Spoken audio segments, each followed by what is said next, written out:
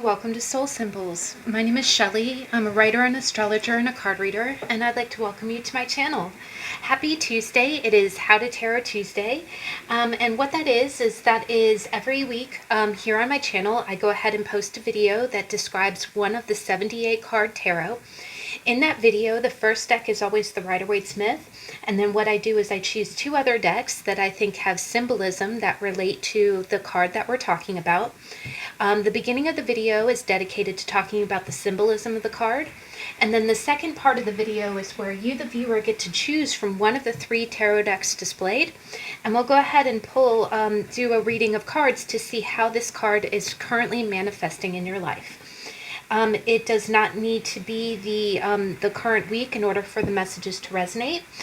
There's a saying in card reading, we say take what resonates and leave the rest.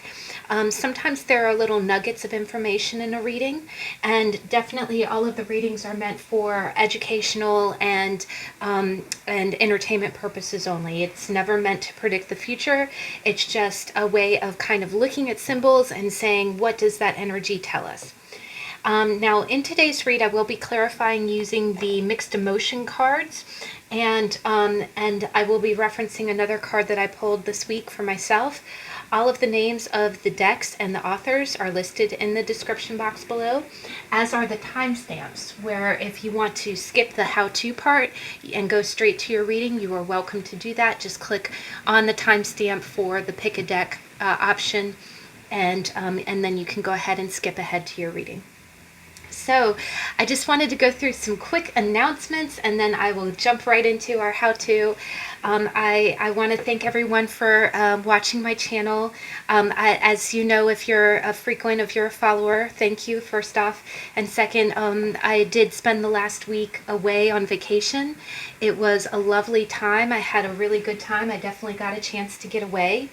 I had mentioned in the How to Tarot for the Four of Swords about how I was kind of ruminating about a little bit of a faux pas that I had driving, and it's amazing how, you know, when you get on the road, like when I drove to get to my destination for vacation, and I've realized really quickly that everybody has their dumb moments on the road, so I didn't feel so bad. Honestly, we all, I wasn't even 20 minutes away from home, and I ran into people cutting me off and all sorts of good stuff, and speeding, tailgating, all that good stuff. So you're like, yeah, all right, you know, maybe I had just been cooped up inside for too long and getting out on a road trip. I was definitely, I was very safe. My destination was very remote. When I did have to be around crowds, it was, you know, full mask and, ways to disinfect my hands and hand washing. So it was definitely, it was a fun trip. I got to see the mountains, and I got to sit in a hot tub and look at the stars that overlook the trees, and it was just glorious. It was a really, really fun time. And there was actually one other event that occurred that I'm going to get to as we get into the How to Tarot part that really spoke to me about the Five of Swords. So I was really kind of excited to share that. But I just wanted to thank everyone for watching my channel, and I had a great trip, and I'm going to go ahead and as we talk about the card, I will go ahead and talk about that adventure that I had, and the details of it. So let's go ahead and let's jump right in. When you, first off, I was kind of excited that we were getting to this card this week, because if you watched the weekly energy card reading on Saturday, I think it was the first and the middle decks, they had Five of Swords and Five of Wands. And so I was just like, whoa, okay, you know, and it's funny, in the sword suit, before we get started, the sword suit, it seems like, you know, all suits have their hard cards, right? Like the Five of Pentacles is no picnic, right? The Five of Wands is not fun either.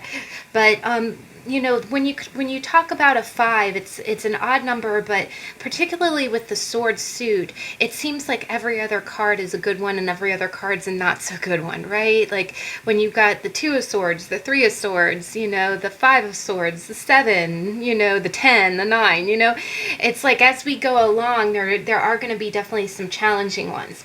But I definitely think that the purpose of swords being thought really play into it.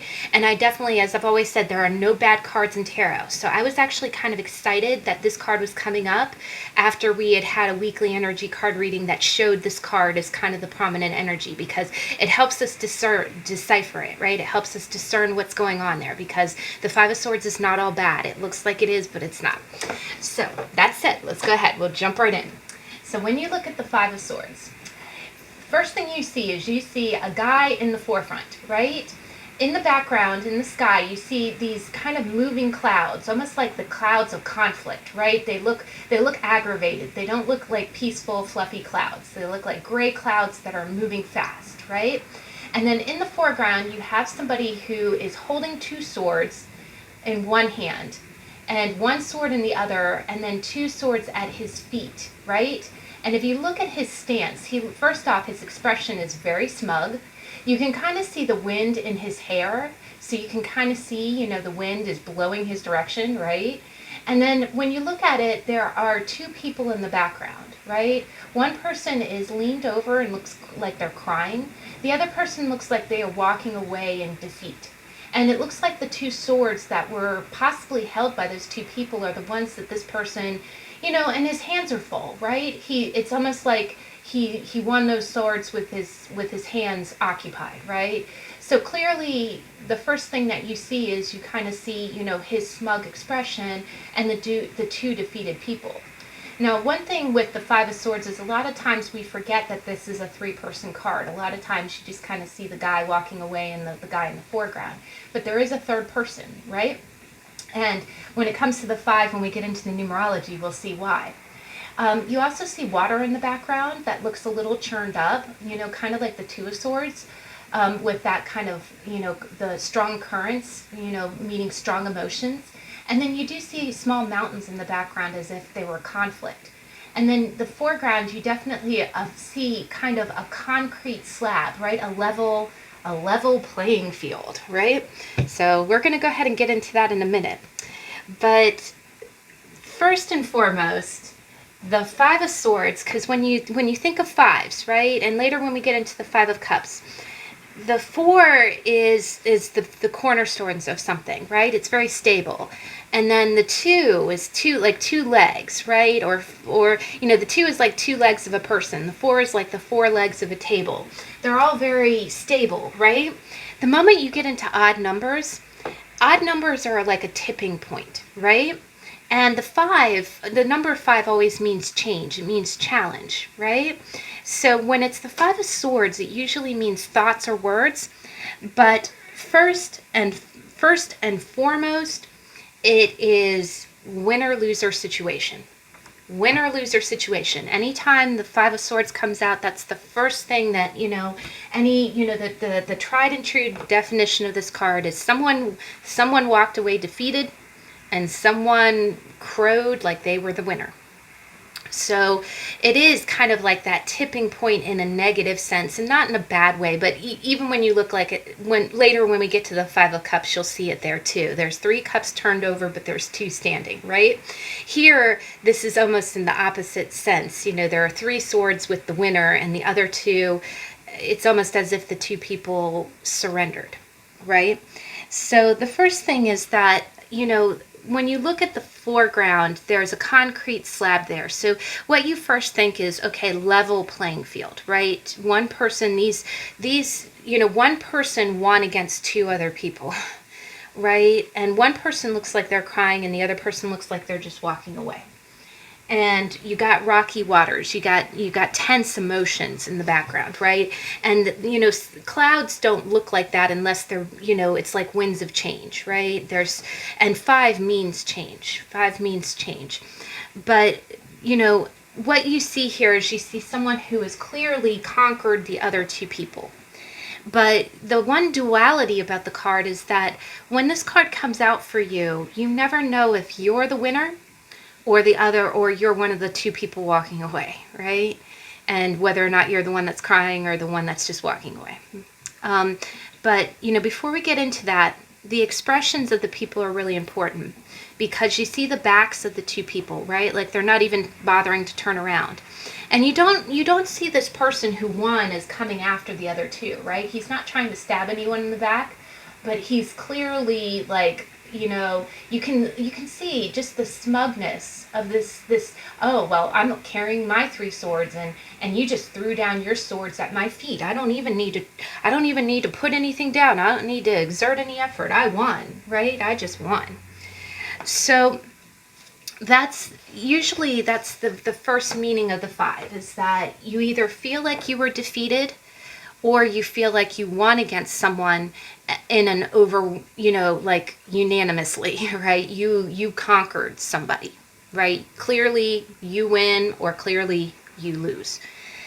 But a lot of times, the first thing that it kind of means is, if you're the person who won, it talks a lot about self-interest, right? He doesn't look like he amicably won. He looks like he conquered you. And I always think of that kid from The Simpsons, Nelson, when he's like, it's kind of like that. Like, well, I won, you lose, right? Sometimes when you're holding all the power and you can easily crush somebody, that's the energy of the 5 of Swords. The other thing is that if it comes up and you're clearly, so as a reader, when you pull this card, you would probably know right off the cuff, unless you're, like in the weekly energy card reading, it was more of a predictive kind of, looking ahead at the energy. And a lot of times you do have to look at surrounding cards, to see how that's going to manifest, because what if you're not the winner? But the other side of it is that, a lot of times that self-interest is based in ego, because you can see that person's face, right? He wants to win because he wants to win. And actually, in this last week's weekly energy, there was a little bit of that energy. And when we get into the middle deck, the middle deck was actually used in that reading. But we'll get into that in a minute. But what it usually means is that, I even mentioned sometimes that kind of conquering, when you get into the heat of battle, because the 5s are conflict, right? They're open conflict, and usually it's verbal. And you notice how when things start to escalate in a verbal confrontation with someone, sometimes you run off at the mouth, right? If you've had situations where you get a little cocky, or maybe, you just want to win, so you kind of throw down, a lot of times, sometimes we have a verbal ace in the hole, so to speak. And a lot of times when you see the 5 of Swords is when you throw that down. It's like, okay, I refuse to lose. But what it does is it conquers the competition, but it makes you out to be a little bit of a, part of my French, it makes you out to be an asshole, right? Because the other thing that it does, especially with the traditional Rider-Waite-Smith, is that it alienates you in the process. If you, so that is one other meaning with the 5 of Swords. Yes, you'll win. If you're asking, okay, will I win? Yes, you'll win, but you'll alienate yourself or make yourself look like a jerk in the process, right? Sometimes I see this a lot when you use unnecessary verbal force, like you push to have your way. And actually, when we get to the 3rd deck, I'm going to tell you my story about what happened and how that's kind of currently happening to me. But it's about looking after number 1, right? Sometimes you regret that action, if you are in the heat of the moment and you say something to crush someone else, and then you come across as being the bully, because that's one other thing. This is definitely the bully card. Maybe you wanted to take a stand against somebody. Maybe you saw, one other thing is that maybe you saw something, like if you see someone being a bully and you try to stand up to them, but they conquer you too, that would result in 2 people, right? In this digital world that we live in, maybe, you were defending a friend and you got taken out in the process. Because one other thing that I've noticed with this card is that usually the person that's further away, is the one who got defeated first. And then the other person who's just walking away is the person who got defeated second. So a lot of times it can be you going up against an opposition that's just really cutthroat, right? That's another meaning, is this, somebody who is thinking of their own needs. They always need to be right. One other way I kind of interpreted this is, and definitely we all know people, there are, no fault to anyone, but we all know somebody who always has to be right in an argument. I know one person in particular that I it's rare, because I don't like believing that anybody would be capable of something like that. But I did know one person who was just always had to be right, and the one saying that comes to mind, and please pardon the language. I try not to, my channel's pretty PG-13, but one description of this card is when you go up against someone that you just the reason that this person, like when you look at that second person just walking away and it doesn't look like they're crying. It just looks like they're walking away. That's another meaning of this card. It usually means, the phrase that I think of, and I saw this on a meme once, is that they said, don't bother, trying to argue with someone who is only out after, that's determined to win. One of these really kind of egotistic, self-interested people, arguing with someone who just thinks they're right is like playing chess with a seagull. The seagull's going to shit on the board and he's going to strut around like he won anyway, right? So a lot of times the solution, and that's another meaning of this card, the solution is not to play. This person is going to strut around like they won. They're going to pretend like they won because they're very much in their ego. So sometimes when you see this card come out, especially if you see it next to a court card, maybe a wands card in the reverse, if it's the page of wands in the reverse, it's someone who's extremely immature, someone who acts immature, someone, a page of wands, a page of swords, or a knight of swords in reverse is someone who loves to pop off at the mouth, has no idea what they're talking about. Sometimes that's the advice, is it sometimes can be very stinging to walk away, but sometimes it's the best course of action. It's funny, I live in North America, and right now we're going through a lot of, we're doing the elections, and we're doing the debates, and everybody gets real heated about that. You think about the water in the background of this card, being all churned up. Everyone's all churned up, right? And when you watch these kind of back and forth, you would hope that it'd be really fair. But I've watched a few of these, and there's been a few of them where somebody, was very much in their ego. And there was one that I watched where the one candidate said something really kind of nasty. It had nothing to do with the politics. He was taking a pop at the other person's child. And the other person, all he can say is, "That's not true." And he said it under his breath, "That's not true. I don't believe that." And that's kind of that situation. It's like not engaging, even though someone is, taking a sword from you. They're kind of slapping you around verbally. But all you can do is walk away from someone like that because they're just arrogant, right? And they're not going to believe any different. So sometimes this card, if you are the person walking away, again, you have to kind of determine who you are in that, which one of the people are you? Sometimes it can be that you find yourself in a really bad situation, and all you can do is fight the good fight.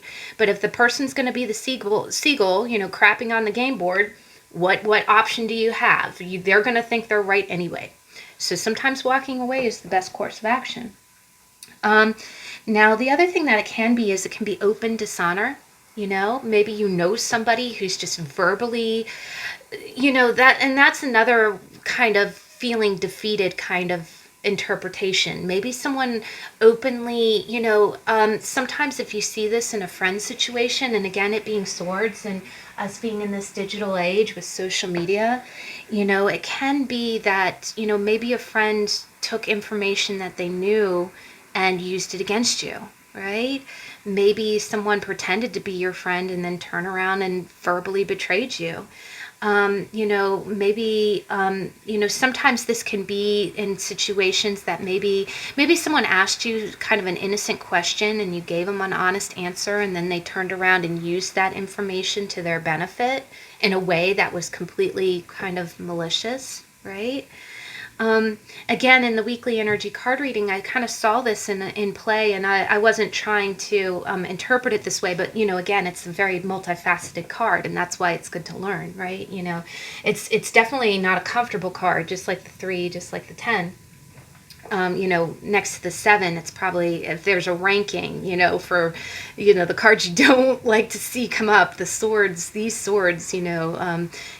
5, 7, and 10 tend to be on the top 5 of minors that you don't really want to encounter.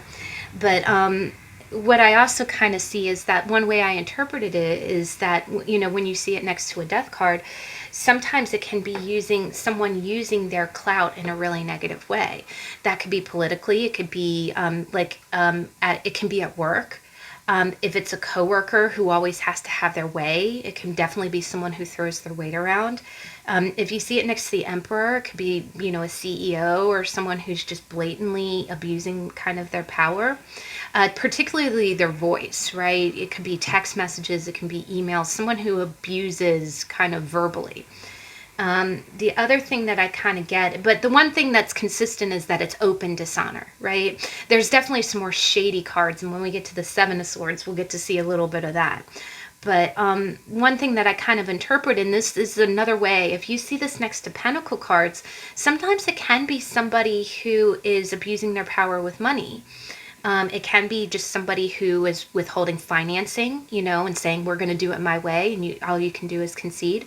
One other way, and just to throw it out there, is that if you see this next to a death card, or you see this next to a Pentacles family card, sometimes, if it is like someone, if you had a family member who passed and somebody's like the trustee for their estate or something, you can sometimes see that because it's open. It's open. I'm the trustee. I'm going to run the money the way I want to.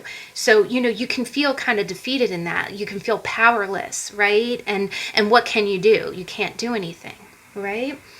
Now, the other thing is that, with this person walking away, again, if you find yourself in the quote unquote loser situation, sometimes you can feel like if you see this next to like a Three of Swords, maybe you do just feel sad about it. Maybe you, if you see it next to the Nine of Swords, if you're this crying person, you could be, just anxiety ridden. The other thing is that if we focus on this walking away person has a lot of integrity. Sometimes I classically see this walking away person as the turning the other cheek person. Someone slapped you, but you know what? You're not going to engage. You're not. The other thing I always think of is don't give them what they want. Don't give them what they want. Sometimes if this is a friend or family member who likes the attention, and honestly, it boils down to kind of a child psychology as well. And I know I spout a lot of psychology. I appreciate you guys being patient with me with that, but it helps me understand.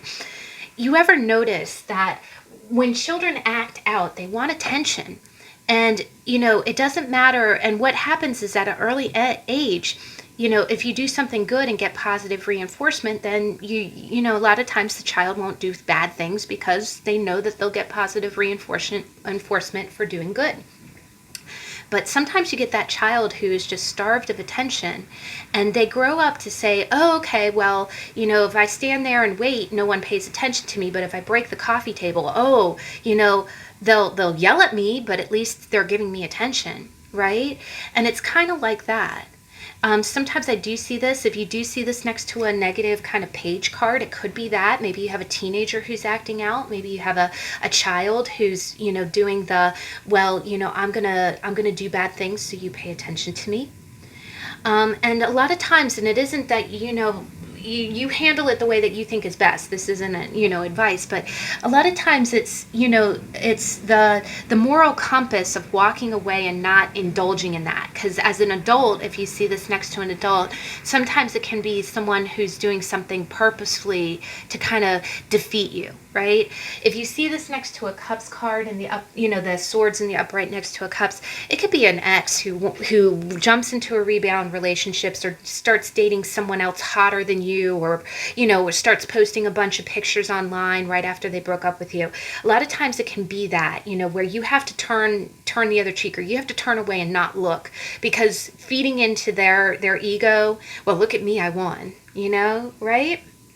Sometimes you have to be, honestly, I think that person walking away is probably one of the most noblest cards, that makes this card kind of more of an advice type of thing, something that you can do. Now, if you do find that you are the person in the card, the smug, winner, quote unquote, sometimes it can be that you're making the ends justify the means. You're using force to push through what you want. And actually, when we get to the third deck, we'll get into that. But it's just kind of engaging in power plays, right? You're and doing a power play, and sometimes that can be you. And actually, this is a great bridge into the second card, because this deck was this is the Linestrider Tarot. And this deck was used in the weekly energy card reading. And what it is you see the same image. This time you see a knight who has all the swords. And you see the same person walking away, right? You see that same noble person walking away. But this time, it does put a different spin on it. What it is that when you think of the Five of Swords, and you think of the ends justifying the means, this is a really nice interpretation, because a lot of times, look at how crestfallen he looks. He looks exhausted, right? He won. He got all the swords, and the last person's walking away, but does he look like he's victorious, right? This guy doesn't look smug. He looks like he had to push through and do what he had to do, right? So that is the other meaning of the Five of Swords, and this is almost the good meaning. Maybe you are the smug guy, but maybe you were forced to be the smug guy, right? And a lot of times that happens in like work situations. What if you had to fire someone? What if you had to write somebody up? What if you had to demote somebody? Or maybe you had to do something that was a little bit what you feel is underhanded, but you were told to do it because it had to be done, right? What if, and a lot of times that is verbal. It's in an email. It's in, what if you had to reprimand someone or reprimand another person? So a lot of times that does it puts you in the position of power, right? But this is where the other meaning of the Five of Swords is it's hollow victory, right? It's hollow victory because inevitably the person walking away thinks you're a jerk or doesn't think very highly of you, but you won, right? You've got all the armor on. You can't be defeated, right? You can't be defeated, but the other person can be. And honestly, when you look at the other person, it's very light, but I don't think this other person walking away has any armor on, but you do. The other thing is that sometimes that can kind of mean that it's not your first rodeo. You've had to do this before. Maybe sometimes I do see the Five of Swords as being a little bit of a hardened kind of CEO or a hardened kind of boss, or maybe you work in customer service in a really rough job where you have to, sometimes you'll flatten people because you know how, but it doesn't make you feel real good. You go home feeling hollow. So, a lot of times it can come up in that context. And again, a lot of times when you're new to tarot, you want to avoid the Five of Swords, but we never think of it that way. What if this is somebody who's a little bit, they're not, trying to be smug. And again, it does also play into the sometimes, in the heat of battle, you win, but then you later look back on it. It's more of this meaning in reverse. But you might look back and not be proud of what you said or what you did. Now, the last thing is that, especially with this, is that sometimes it can be that you're aware of some kind of dubious activity. Maybe you're aware of criminal activity, but you have to kind of go along with it. That's the other thing, is that, it's almost like you have to look the other way. And just to be real, sometimes if you're doing readings for other people, that's a possibility. Maybe somebody, maybe you have a family member who's involved in something, or, where the other thing is that sometimes this card comes up a lot in family dynamics where, the father's the father or the mother's the mother, and they do, you listen to them, right? So a lot of times, if you feel kind of oppressed, it's about, it's kind of like a dubious victory, you're under my roof, you're going to do what I say, even though you feel like this other person is not right. Now, so in that vein, it can also mean being in a hostile environment, being in a place that's just, a lot of discord. But, the other thing is like, the kind of meaning of it is how the one other meaning with this night in particular is maybe you did grow up in an environment where you had a lot of shady stuff going on around you and you're being pressured into that lifestyle. Sometimes it's hard, it's almost like you have to fight fire with fire. You have to be a different person, but in order to do that, you have to be kind of hardened, right? You have to be, part of my French again, take no shit.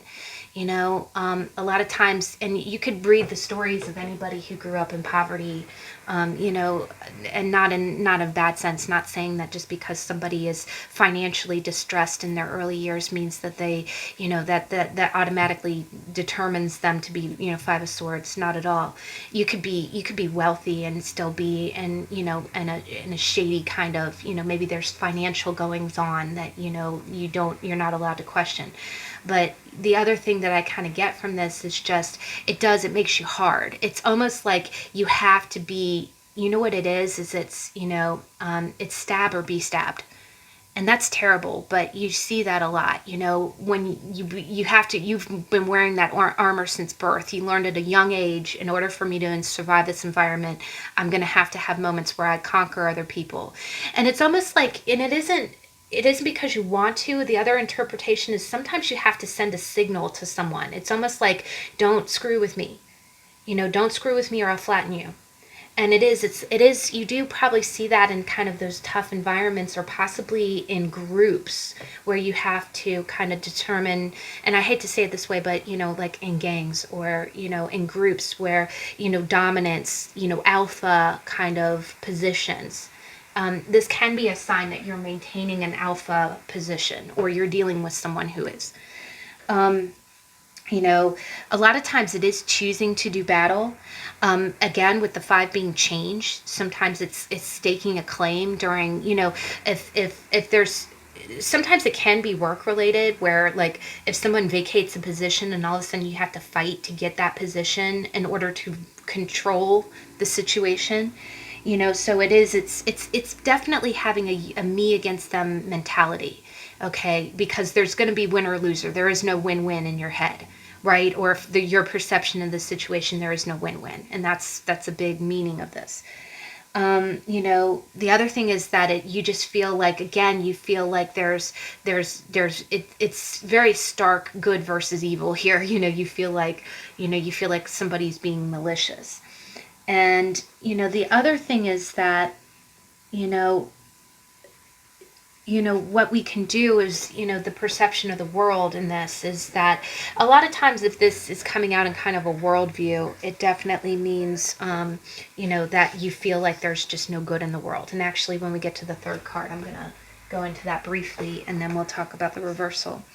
But again, mostly, you know, if you do see this next to a Swords card, it can be wounded pride. Maybe you feel like publicly defeated. Maybe someone said something to you in a public venue that really humiliated you and made you feel smaller than anyone else. In relationships, definitely it can be a sign of rejection. You know, maybe one person, you know, kind of verbally, you know, it could be a breakup, or someone saying, no, I'm sorry, I'm not interested in you, in a really kind of flimsy, you know, half-assed text message. A lot of times it can be arguing, it can be false pride, you know, where someone's just kind of in their ego, being really kind of like a pompous asshole. You know, it can be taunting and ridicule, and definitely with it being swords, it can be trolling online. The fact that there's 2 people turning away, it can be one person that's kind of really, you know, kind of feel like with one comment here, one comment there, they just feel like they're knocking out the competition, but really they're being a troll. It can be gloating or plotting. If you see this next to the King of Swords in reverse, I'd be very scared, because that would be someone who's putting a lot of premeditated thought into defeating somebody. It can be a lot of underhandedness or betrayal or malicious gossip. Definitely, if you see it next to Pentacles, it could be office gossip. It could be water cooler. If you see this next to like significators, like meaning cards that you designate to a certain person, whether that be a friend or a family member, it can be that there can be a little bit of behind your back talking. You know, I do see this as the gossip, but again, it's interpretable where if you just had a fight with a family member, yeah, they're probably calling up your mom or calling up your cousin going, she really pissed me off, you know, but, you know, that's because they're perceiving you as winning, right? And again, in a minute, we're going to talk about boundaries, but a lot of times it is, you know, it can be, you know, just hostility. It can also be severing of lies, or just very blatant lies. Like usually it's clear that one person's being a jerk, and they're very blatantly, you know, they're saying, yeah, I did this, I defeated them, right? You know, a lot of times it's loss of face. You can't save face in this situation. All you can do is walk away. The other thing is sometimes it can be muddled opinions. Like it could be gossip to the extreme that maybe you're in a group situation and you had a fight with someone, and now they're talking to all of your mutual friends and trying to make you look bad. And all you can do is, in order to not engage, you can walk away, but that means that you can't dispute the gossip that's being laid at your feet, right? It's almost like you have to let it ride a little bit, right? You have to be the better person. you know, a lot of times it's not considering the consequences, and actually we'll get to that in a minute, but a lot of times it's just a domineering attitude and a lot of manipulation. Now, when we go ahead and look at the last card, and this is really beautiful, this is the Slow Tarot by Lacey Bryant. The lighting's not really doing it justice, but you see the three swords, you have four swords in the background on the ground. And you see this guy who is clearly defeated, and he's got this really kind of beautiful girl with dark wings, you know, kind of about to run him through, right? Now, I think this is a gorgeous depiction because this is actually a perfect meaning. Because again, when you look at the traditional Five of Swords, you think, oh, someone's just being a pompous jerk. They think they're right, blah, blah, blah. All right. This is the last interpretation of it. And this is really, really the real world, modern world interpretation, I think, this depiction. Because you see, this person doesn't look like a bad angel, right? But she doesn't have light wings. She has dark wings. And she hasn't stabbed the guy in the throat yet, right? But she can. She has the complete advantage of the situation, right? She's in control. She's got him pinned. She could just stab him and call it a day. But you see she's got beautiful pink and white flowers, which usually mean purity and love, right? So the last interpretation actually plays into a little bit of story. At the beginning of the week, you know that I went on vacation. I drove and met my parents. We went on a family vacation, and I haven't seen my mom in 3 years. I was so very happy to see her. But we stayed in a cabin. We had a wonderful time. It was a good trip. But I have been admittedly very stressed out and a little spacey. And what happened was I realized once I got home that I had left my toiletry bag, which is very small. It's like the size of a piece of paper, but it's, you know, you can mail it in a priority box back to me. But I was dumb. I normally bring a bigger suitcase where I put the toiletry bag in the suitcase, and I failed to do that. And I left it hanging on the back hook of the bedroom door. And you know how it goes. You know, my mom has stayed at hotels before, and she even told me, you know, one time she left a bag, like a small bag, and the hotel, even though it wasn't a big chain hotel, overnighted it back to her, and it was waiting for her when she got back home. Like, it was mailed back before she even knew it was missing. And what that is that's a sign of really courteous customer service, right? And I work in customer service, so I've definitely had those calls where I have somebody in tears and I, you know, it's funny, I really bend over backwards because there's a lot of fear associated with that. Like in my bag, you know, the makeup and stuff, it would be expensive. It would be a big pain in the butt to replace everything because, you know, it's skin creams and you know, mascara. But the other thing is it's a pair of tweezers that I've had forever that are really, really good. The other thing is it was a orthodontic mouth guard that was very expensive to buy. It's customized to my mouth, and honestly, in the pandemic world, you know, who's going to want to find that in their room? I'm really hoping they don't just throw it away. But you know, the thing that happens is, you know, we had a good stay, but we had a few concerns. And as we were calling the management company, they weren't really responsive. They were just kind of giving us the brush off. And what that happens is it puts you in a real vulnerable position, right? Puts you in a vulnerable position. It's like you're that guy on the ground, right? And you have somebody who has control of the situation, right? And this is a perfect example. This is why I wanted to bring this up, is that, you know, I'm not begrudging anyone, you know, because there's situations where you can try to have a power play, right?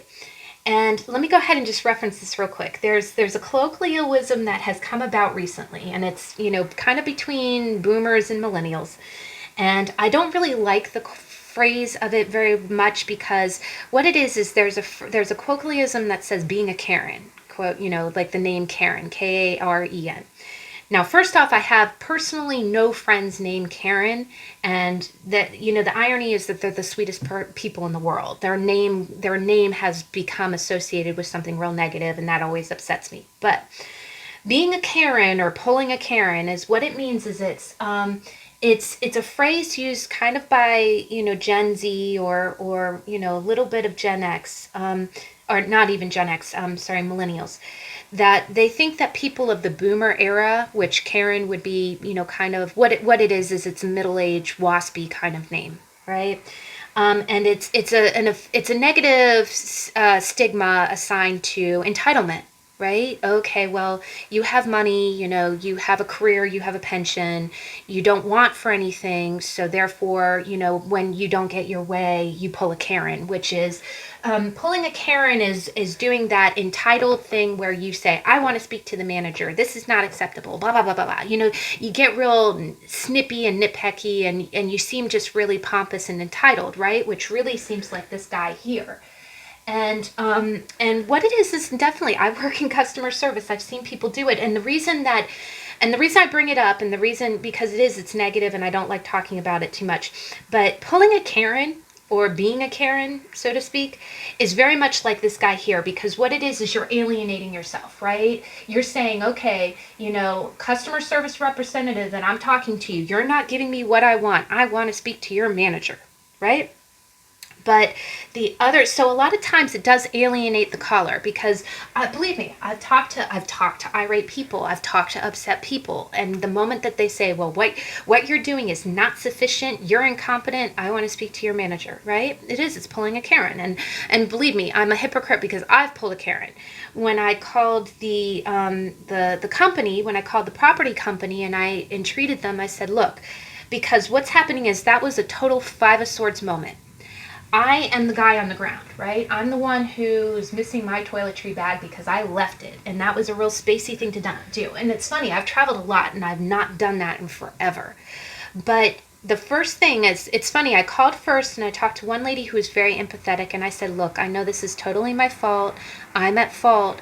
But I am very worried, and I'm anxiety ridden, and there's personal effects in there that would be very difficult and costly to replace. And the lady was very kind. And that's where I'm going to pay it forward too. If I ever talk to someone, because behind all the Karenisms, so to speak, is someone who's legitimately scared and feeling vulnerable, right? That's why they're being puffed up. That's why they're going to battle, is because they feel powerless, right? A lot of people act puffed up when they feel powerless. So bear that in mind if you do deal with someone who's acting that way. But the lady was kind, and she said, no, it happens all the time. It happens all the time. We will look for it. I'll ask the cleaning folks to look for it. Well, day passes, and the cleaning folks said they didn't find it. They said they didn't find my bag, and I told them exactly where it was. It wasn't in the bathroom, it was in the bedroom, and I honestly think they didn't look. They didn't look very thoroughly, or they did. And the funny thing is, we paid a lot more in, COVID world. We paid like a lot of money for them to clean, and I don't think they even bothered to look, which really kind of angers me.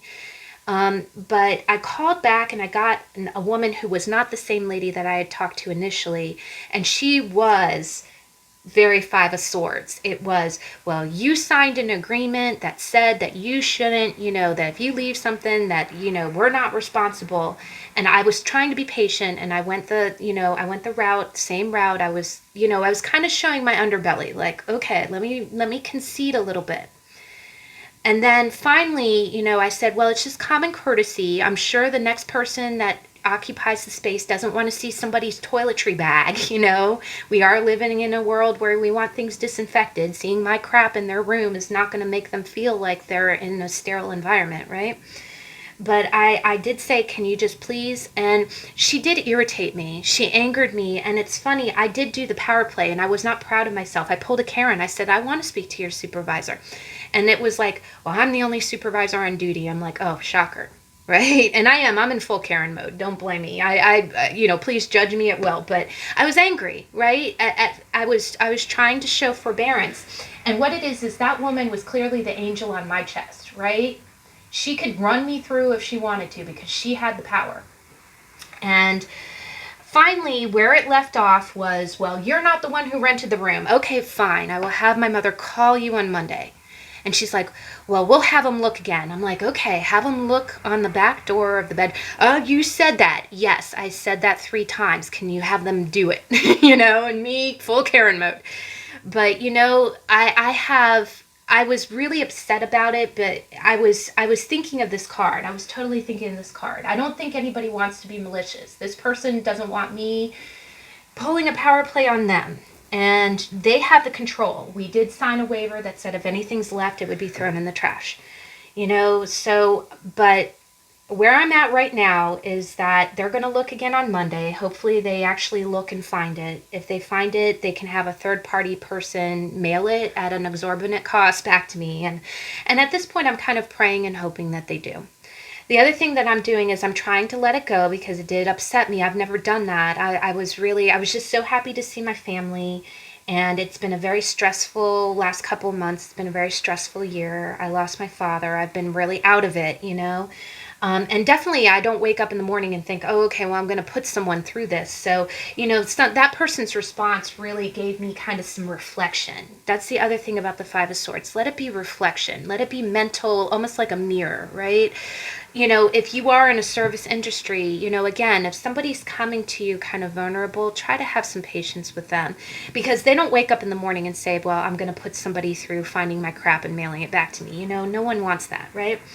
But one other thing that I like to do is that my mom is very spiritual in a Christian way, and she's like, give it to God, don't ruminate about it. And just to interject real quick, I did come home and I pulled one of my angel cards just to help me with it. And I thought this was real beautiful, and I'll just share it real quick. This is the card I got, and it says innocence. And I'm getting a lot of mother-daughter kind of things. I've been pulling a lot of mother-daughter cards. So it's almost telling me, the symbolism says, listen to your mom. And it says, beloved one, everyone is guileless in truth, as no one can alter God's handiwork of perfection. Give us your feelings of heaviness so we can lighten your load. Give us any guilt, anger, or blame that may shroud your loving outlook.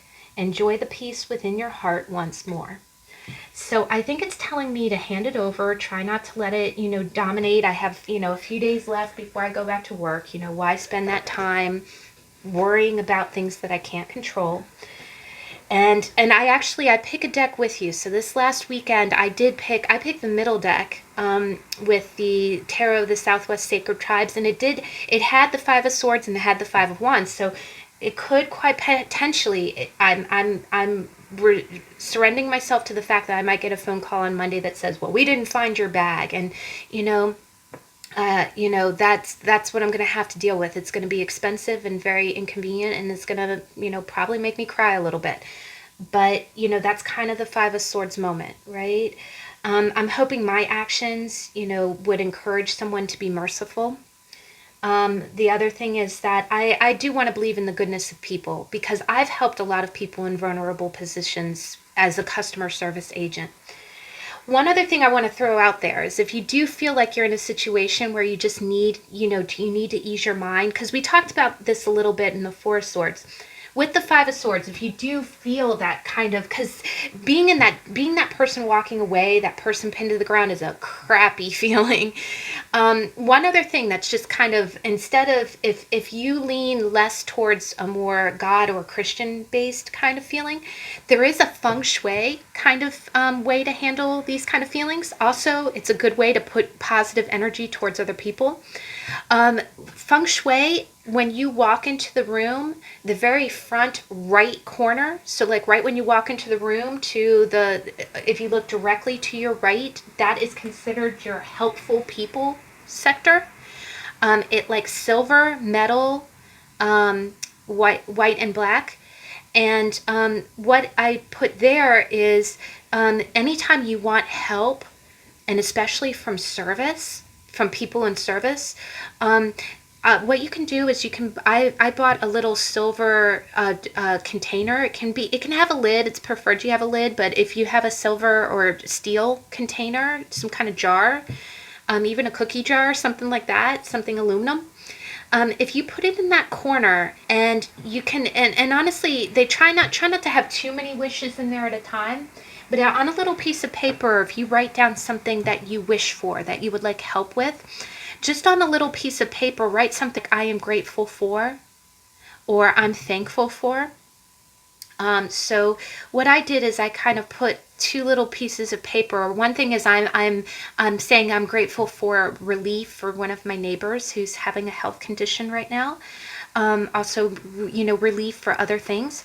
But I did go ahead and write on a little piece of paper, I am thankful, for helpful and sensitive people at the, and I put the name of the rental place to help return safely return my toiletry bag. And I just wrote it like that. I'm grateful for the help of this person. And then I went ahead and I put it into the container. And then if you want, you can ring a bell 3 times. It's a call for service, and it helps kind of clear out the negative energies. I also put it next to a picture that I had purchased while I was on vacation. So the theme, the picture, the colors of it really go into the theme of that corner. So that's just one way to kind of put a little bit of positive energy. Also, if you're in a service service field of work, pay it forward. Pay it forward. That's one way to bring good things back to you, is if you put it out, it will come back. So, all right, enough of that. But when you look at the Five of Swords in reverse, the first and foremost meaning is someone who might regret their actions. The first thing that I kind of think of is, okay, someone might have gone off in the heat of battle, and they might have alienated themselves and made themselves look like a jerk. So a lot of times that could mean an apology is coming your way. Especially if you see it next to maybe the Page of Swords in the upright or the Page of Cups in the upright. It usually means a heartfelt apology. Like someone said, okay, I kind of went off on you, I'm sorry. Right? Someone who's kind of making amends. Now, the other thing is that it can be, being cleared of wrongdoing. If you have someone who's been talking trash about you and then it comes to light that the other person was the person who was spreading rumors. It can sometimes mean the end of malicious gossip or slander. What's been going around the water cooler is finally, the air is clearing. And it can also usually mean that something, especially if you see it in the reverse next to a court card, it usually means that some kind of treachery has been revealed.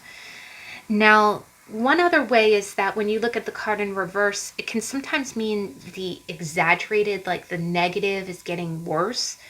So sometimes it can be that you thought that you could walk away from a situation, amicably, but it keeps sucking you back in. Maybe someone keeps talking trash and you keep getting pulled back into it. If you see this next to a Cups card, unfortunately, it can be, an ex that keeps pulling you back into their drama, or a family member who is talking bad and keeps pulling you back into what's going on with them. Sometimes if it is an illegal tactic, maybe you keep getting pulled back closer to someone who's doing something that's not on the level or not, could be illegal. Sometimes it can be spite or deceptions. A lot of times it can be someone being very vindictive, like someone who's pursuing you even though you're walking away. Even though you're walking away, they keep coming after you, right? A lot of times it can be that. So definitely, one thing is that in the upright or the reverse, you definitely want to watch if this is showing up as a person, because a lot of times it would be, again, means to an end, someone who's really out to cut you down. Sometimes it can be a sign of a little bit of weakness. Maybe you feel easily defeated, or that, you feel like you're in despair, like you can't get away from this person or this situation. Sometimes it can be suspicion that somebody's being this way, like you're not 100% sure, but you think, you start hearing through the rumor mill, or if you see the Five of Swords in reverse next to the High Priestess, maybe you have a gut instinct that someone's not being honest, and you kind of have to, have that suspicion. Sometimes it can just be a persistent bad attitude. Like, again, if somebody is in Karen mode 24/7, like they're just never satisfied, sometimes that can be a sign. And if it pops up in reverse, it can be, it looks like this guy's falling on the sword, right? Sometimes it can be, the other way that I kind of read this, and sorry to read it that way, sometimes this can kind of look like the angel of death. You know what I mean? So maybe if you feel like you've been in kind of a pissy mood, and again, I don't think anybody wakes up intentionally being venomous, but if you are kind of, if you feel like you've just been 24/7 nasty, it could be a sign, especially if this comes up in the reverse next to a card that represents you. It could mean that people are afraid to approach you because you're just so kind of nasty all the time. Like, you, either that, or if you are in like a service industry, there's, how sometimes you see that client that is always just going to tear you down. It doesn't matter what day of week it is, that's how they are. Or a family member, a friend, or, hopefully not not a friend. It's usually more of a frenemy, you know, but it's definitely someone that, you know, the moment they walk in the door, it's going to be nasty, venomous, you know, I'm never satisfied, you know, just toxic Karenism. But, you know, the other thing is that it can be you know, like a persistent, I always must win, you know, someone who's toxic that way. And last but not least, it can be, you know, someone who is just blatantly gloating, like, look at me, I won, it's mine, it's mine, it's mine. You know, I kind of think of that, you know, what is that Gollum from The Lord of the Rings? It's like, my precious, you know, it's like, oh my God, you know, yes, you won, good for you, right? You know, but they're almost kind of that, you know, kind of slimy, you know. Now, in a positive, you know, in a positive aspect, in the reverse, it could also mean that you did the right thing by walking away, and that you will be, you know, kind of victorious. You know, you're going to get either an apology or you're going to be vindicated. But, you know, a lot of times when it, you know, what upright or reverse, when it's a situation or a person, it usually means that, you know, that you know, there's kind of some kind of negative exchange. Someone's looking to win, someone's looking to lose. Somebody has the upper hand and they'll probably slam you with it. And then, you know, maybe it can be you blaming others for your own mistakes, you know. So sometimes sometimes it's a call to check yourself, you know, check yourself before you wreck yourself. It's kind of what it usually means. But sometimes it can be that you're too concerned with winning, and it's kind of warning you, you know, don't stay in that mindset. And the other thing is, you know, was it worth it? You know, was it worth it? Is it worth, you know, tearing someone down? The other thing that I also kind of see is that, you know, in order for you to feel big, you know, you've seen those situations. In order for me to feel big, I have to make someone feel little. And that is definitely win-lose kind of situations. But, you know, definitely when you see this in a spread, you know, just kind of check your own motives, you know, check your mindset, check those around you, and, you know, try to be earnest and try to appeal to the earnestness in others, because whether it's in the upright or the reverse, you know, the five is a complex card. It's just, it is what it is. And, you know, if you play it the right way, it doesn't have to be as, you know, as harsh as it comes off initially. But all right, guys. Well, I thank you so much for listening. That concludes the how-to part. So we're going to go ahead and get into the reading. And now we're going to see, how is this energy currently manifesting in your life? And even though it's a little bit more of a, you know, kind of not so pleasant card, you know, a lot of times it helps us explain a lot of things. Again, if you watch the weekly energy card reading, there were 5 of swords and 5 of wands in 2 of those piles. So this is coming right around the best time, because we're talking about it this week, where you can get some illumination as to why it's manifesting. And you can see it has a myriad of interpretations. But we'll go ahead and let you choose your deck. The first deck is the Rider-Waite-Smith, and with it we have a beautiful sunstone. Second deck is the Linestrider Tarot by Siolo Thompson, and with it we have a beautiful blue fluorite. The lighting is not doing justice right now. The third deck is the Slow Tarot by Lacey, Bryant, and with it we have a beautiful goldstone. And because the 5 has a lot of, you know, you see the water in the background with the churning emotions, because it has such depth to it, I'm going to go ahead and clarify the read with the mixed emotion cards by, I believe it's Petra Martin. The names are all in the description box, but I just thought it would be a good way to say, okay, what are the emotions behind this situation, you know, to kind of help us navigate it. But I'll go ahead, and whether or not you like the artwork, the stone, maybe the timestamp, whatever is pulling you, you know, whatever's giving you the warm and fuzzies behind your chest, you know, take a minute. If you need more time, please pause the video, and I'll see you in a minute.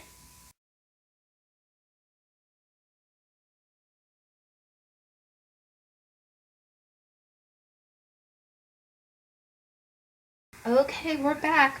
So let me go ahead and we'll start with the Rider-Waite-Smith. We'll go ahead and push our other decks up. And thank you so much for listening to my one part of my introduction.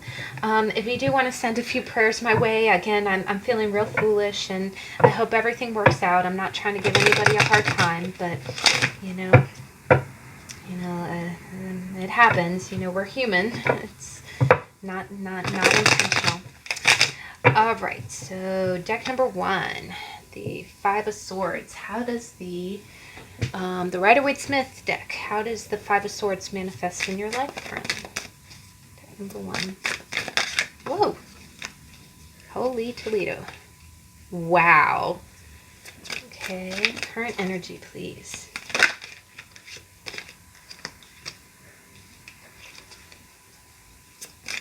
Okay, future energy.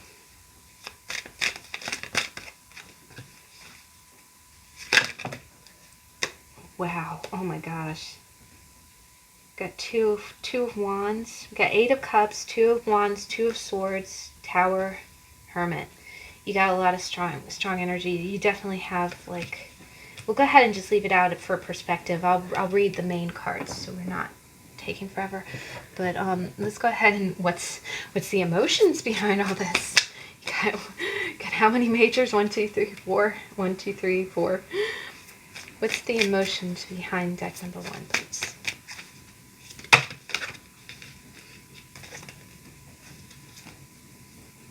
Okay, and this was kind of popping out, so we'll take it. Oh, guys. That's got a little bit of grief. Oh, I'm sorry. This is, yeah. So, in the past, guys, we clearly have some heartbreak, but I feel like the heartbreak is something that you're healing from. It's almost like things that have happened to you in the past, because you got the Ten of Swords in reverse above the King of Swords. I feel like I definitely get a sense that past harms, you have felt stabbed in the back before. You felt like people have taken advantage of you. Maybe somebody did say something about you, or they did something to you that really just kind of, again, Ten of Swords moment. You got taken out by a lot of hurtful energy. I feel like it might have been words, it might have been actions, mostly words, but you build up a lot of resistance. You became the King of Swords because of it. It's almost like, I am kind of seeing this more in the interpretation of you growing up in kind of a hostile environment. Like you learned how to, have you ever seen those situations where it's like, I'm going to reject you before you reject me? Right? Because you've been hurt before, you've been abandoned before, you've been harmed before. I feel like you might have been betrayed in the past. You might have been betrayed in the past, and you really just, you refuse to ever let it happen to you again. It's giving you a real strategic mindset. And it also, the other thing is here, guys, I'm seeing no cups. There are no cups here. But in 3 of the cards, you have water that's in the background. Like, you got water churning in the background. And you keep I'll just come out and say, you guys keep a padlock on your heart. You don't let anybody touch your heart. And that's not a bad thing. I think you had to be that way. You had to learn to be tough, because you've been stabbed in the back before and you refuse to let that happen to you ever again. So it's made you real mindful. But I do get a sense that what it's doing is that you might be pushing some people away. Like, again, it makes you kind of like, again, you must always win. You can never lose. And it's not a bad thing. It's just, I do think this is kind of a script from your past. You became, one other way that I can kind of read it too is that the King of Swords might have been a masculine or feminine figure in your life that really, really tore you down mentally. Not in a bad way. Well, how can that not be in a bad way? Sorry, guys. I try not to say really, superficial, dumb things like that. But what I'm kind of seeing is that the King of Swords is someone who's very good with their words, right? So it might not even be that this person did anything harmful to you, but they might have taught you that life is not safe, right? If you're not on top, then you're on the bottom, and that's not where you want to be, right? It could, this one way to interpret it is that maybe you had a parent or a father figure or someone that you looked up to. And again, it could be a woman in this energy. It could be a mom that's acting like a king, who was cautioning you, don't be vulnerable in this world, be tough, right? Be tough. Either that, or I do get a strong sense that, like, you learn to be tough because you refused to go, because you had to heal from being stabbed in the back 10 times, It's like you either saw somebody go through that in their life, someone that you looked up to, and you learned it. One other thing is that sometimes, with the King of Swords, it might have been some type of father figure who was just very verbal with you. It can be someone who made you feel like you were not good enough. There's a little bit of criticism there.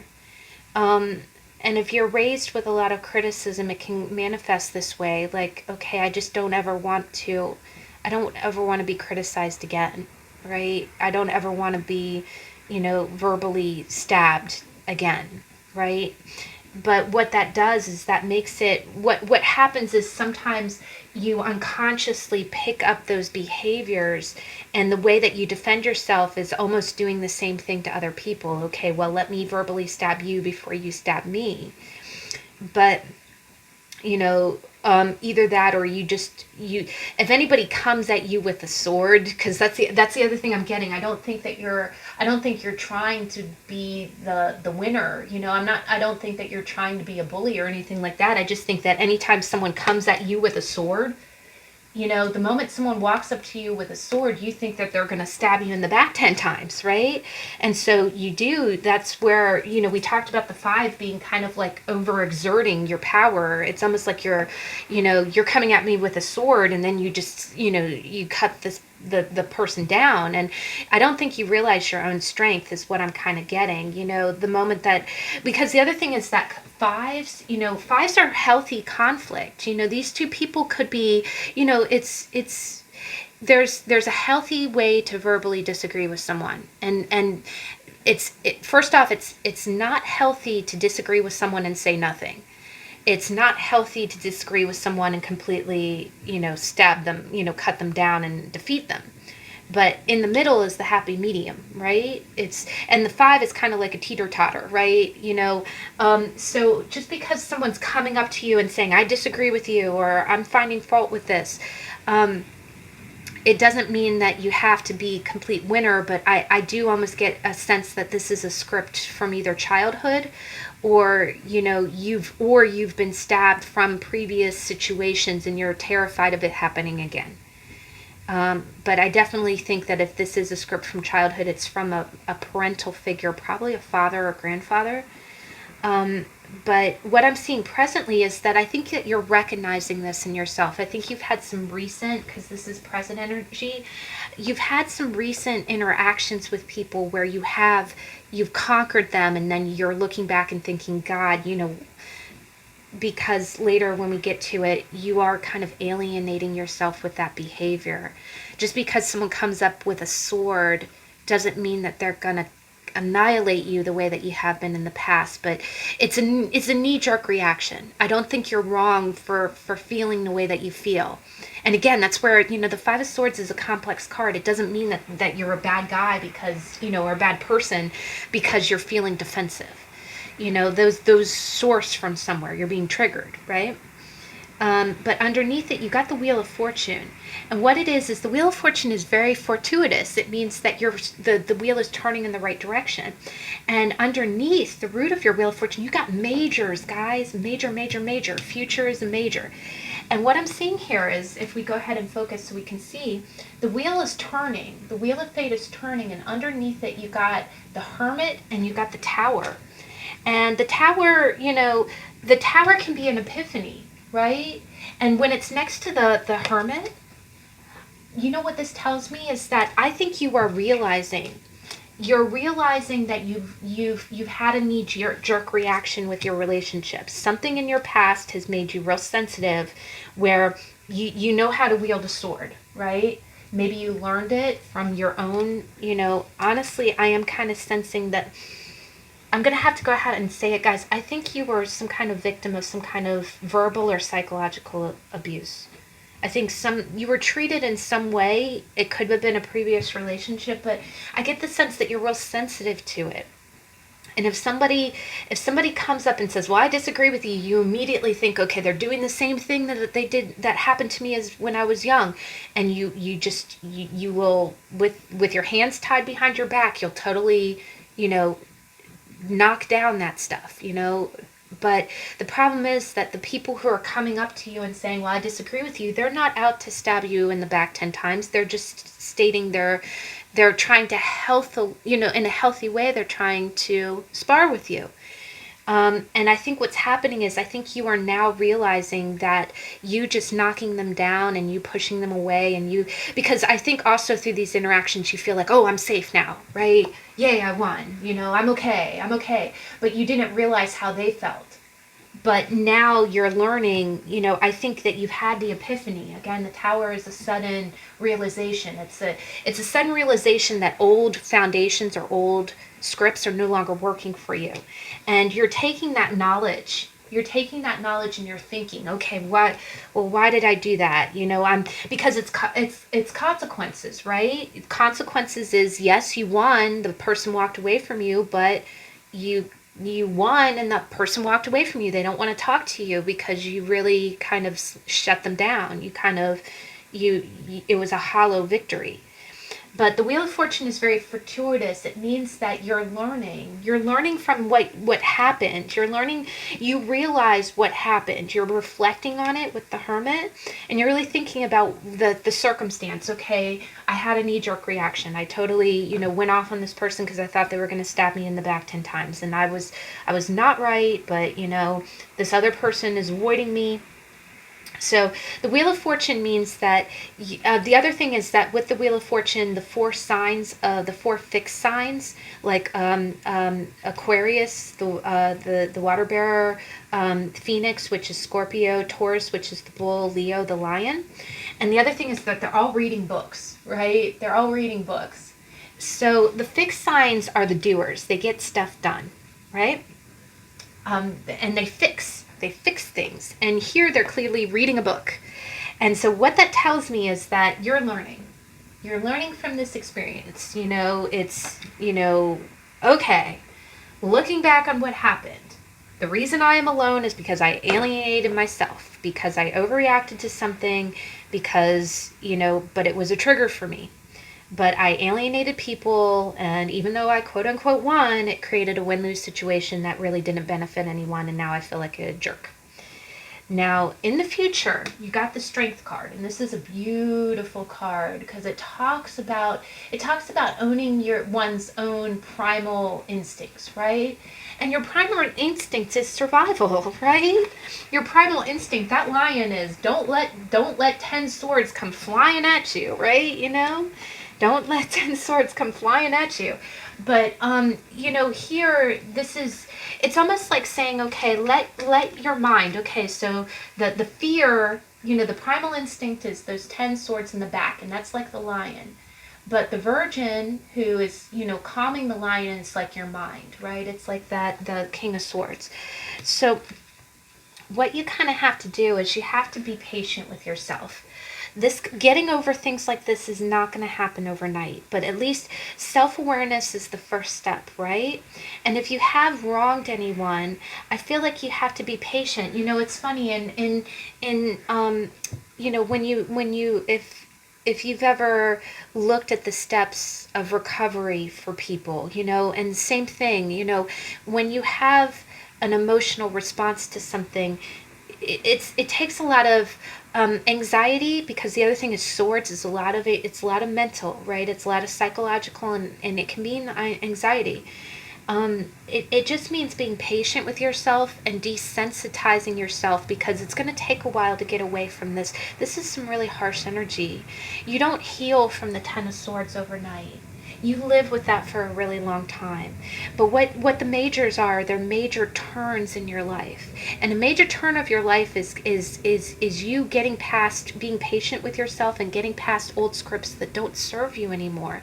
If you're a grown adult, you don't have to be complete, complete, on guard all the time. Not everyone who approaches you is trying to hurt you. So I think in the future you're gonna kind of get in a better. The other thing is strength is a lot about balance. You see the infinity symbol.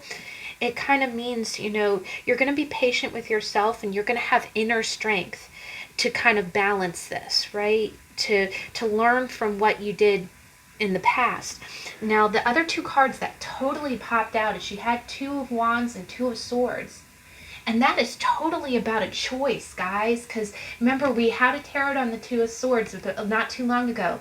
It's head over heart. There's something that you want to do.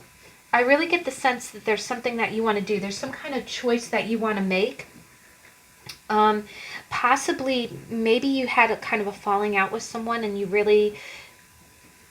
Maybe this, I really do get a sense this 5 of Swords is kind of impacting your relationships. I think it's making it, the reason that I feel like this is more of a relationship read, and it doesn't have to be romantic. It could be, it could be your ability to make friends. It could be maybe you had, somebody try to approach you and you saw them as a threat. So it's again, it's almost like you moving forward.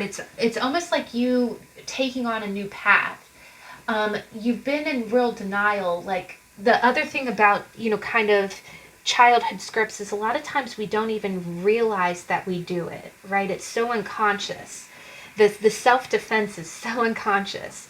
So a lot of this, I feel like, again, the one wand being here and then you looking towards the other one. It's like you looking to the future. It's like you no longer want to be in denial that you act this way. You really kind of want to turn over a new leaf and be different. You'll still be you, but it's almost like, again, you're desensitizing yourself to a lot of this need to win kind of feeling. And again, I don't think that you need to win for a bad reason. I think that you're almost on a defense mode. Again, it's more hollow victory. But you are looking to take a new path with it. But it's taking the blinder off. First off, it's making a choice to take that path and commit to it, because it takes a lot of strength. These cards are under strength, right? And strength is a Leo card, and these are wands, right? And I also think that it's telling you that if you follow that path, if you really give it the time and healing, if you heal, and you really acknowledge some of this behavior, that and work through it, that it will give you the world. It'll give you that positive future outcome that you want. Now, one thing that I'm kind of seeing here is that with your oracle cards, in these two, this one was sticking up and this one fell in my lap. So we went with both. But the first one is lonely. And gosh, guys, look at this. First off, look at this. The guy who won, right? He isolates himself because he has to win. But then nobody, everybody's off without him, right? And then the other card is the Hermit. And the Hermit is a lot about, look at this. Look at how his head is bowed over. The Hermit is about isolation as well. It's about self-imposed isolation. But I do think that you feel like you're alienated, but you feel like it's your own actions that have done that. And it just says isolated, alienated, friendless. The other card says desperate, frantic, out of control, in need, right? In need. And what I'm kind of seeing is, kind of at the end of your rope, I do think that you want to reach out to people, but again, that dynamic of feeling like you don't want anyone to verbally out you or something. I get this sense like it's some kind of choice. There's a decision here to not go with these drives anymore, but it would take a lot of self-compassion and strength The other thing that I'm getting is that it's almost like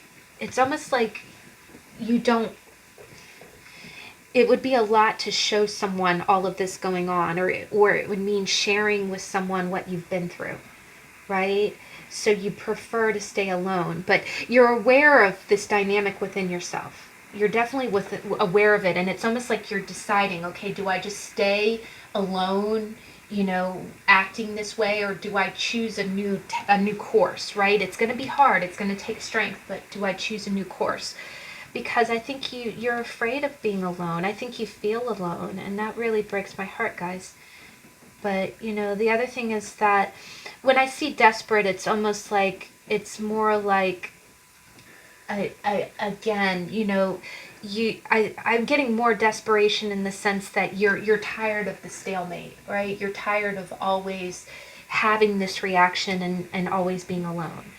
But it's pushing you, because a lot of times negative emotions are to kind of push you out of your comfort zone, to push you out of your conditioned kind of programming, right?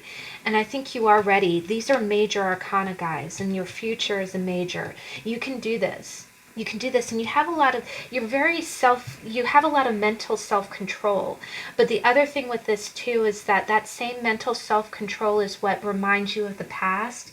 And I think it's also what I think this mental self-control keeps you in that gotta win energy, because you keep thinking, well, you can't trust anyone, they're just going to hurt you, be sensible, right?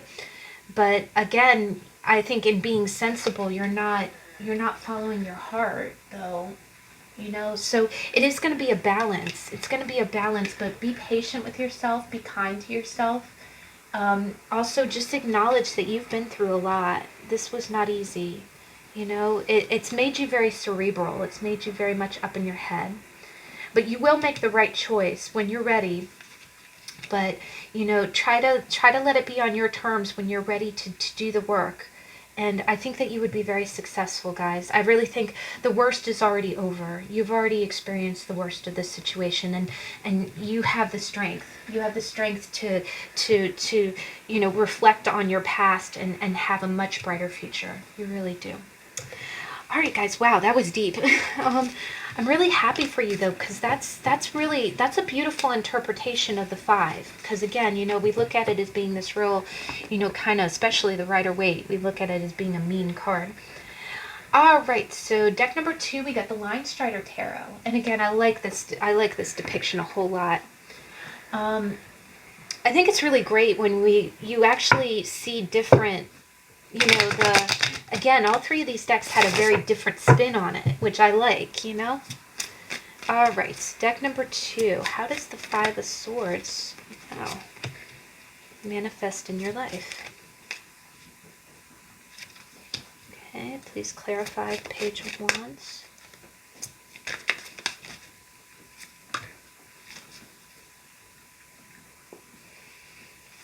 Okay, future energy.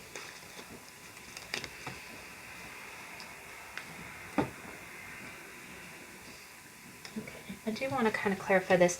The 10 of Pentacles kind of popped out under Justice, so I'm definitely getting a family vibe from this. Please clarify the 4 of Cups, please. The Fool, 2 of Wands. All right. Okay, so let's go ahead. And what's the emotions? What's the emotions behind your 5 of Swords? Let's just see what's the... Wow. Okay. Oh, guys. Okay. Wow, this is I knew this was going to be a complex read. So in the past we got the 3 of Cups. And definitely I like this card because it's definitely, you see a party where you got different animals, right? You got a sloth, you got a deer, you got a goat. Excuse me, I'm going to cough. Pardon me. But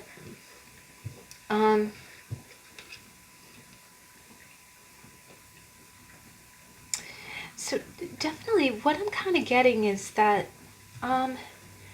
in the past, I definitely get a sense, with the 3 of Cups, the 3 of Cups is a celebratory kind of card. It's either about like kind of being in with your friends, kind of being so what I'm kind of getting here is that I really get the sense that, your 5 of Swords is that in the past you were really, you've always been kind of the cool person, right? You are the fun person to be around. You're the reason that there's kind of, because with the Five of Swords, it's like a winner loser. Well, I'm a winner, right? And I keep hearing the phrase I'm a winner, like winner in the sense that not to sound funny, but you know how there was a clothing line that really got a lot of flack because they were like, we make clothes for the cool kids, right? Like, and I'm kind of getting a sense like a winner in that sense, right?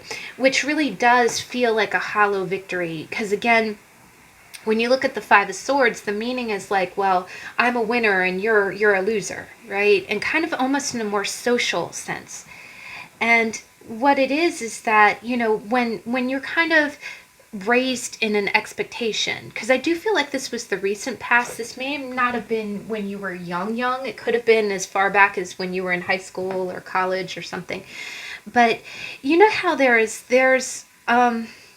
there's a level of expectation when you are a cool kid, when you're the party person, right? Maybe you're the one who has the car and drives everyone around. Maybe you're the kid who, likes to go out drinking, or, when you're the life of the party, you kind of start to cultivate that role. You wear that role. And as you get older, or as your social circle either evolves or changes, because, there's some friends that you stay in contact with that it's almost like you can never not be that person, right? You have a sense of identity with that status. And what I'm seeing here is that in your current energy, remember in the intro, we talked about how this is more of kind of a depiction of the hollow victory kind of meaning.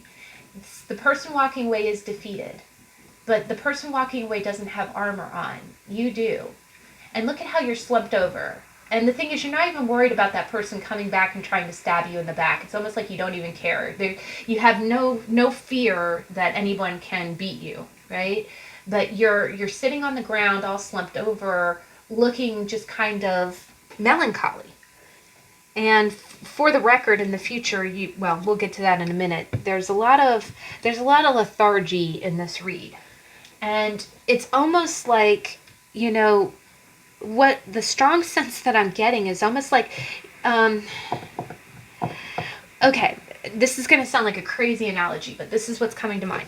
Have you ever seen 16 Candles? Jake Ryan, right? He has the big house, he has the coolest car, he has the hot girlfriend, and none of it is cool. None of it, he's just lethargic. Like, he's like, yeah, okay, yeah, I got the nice car.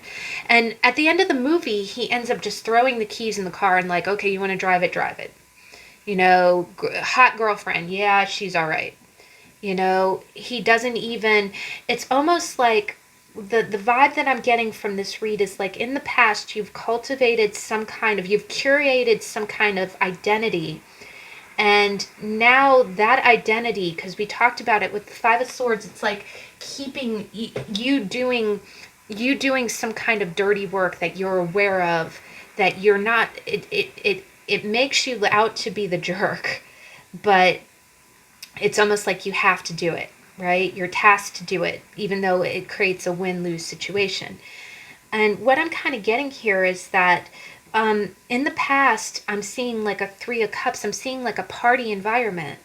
So it's almost like, and again, I'm hearing the phrase, I'm a winner, like in the same, it's in the same tone of, I'm a cool kid. But there's a song, and the song is, I don't know the name of it, but it's playing in my head.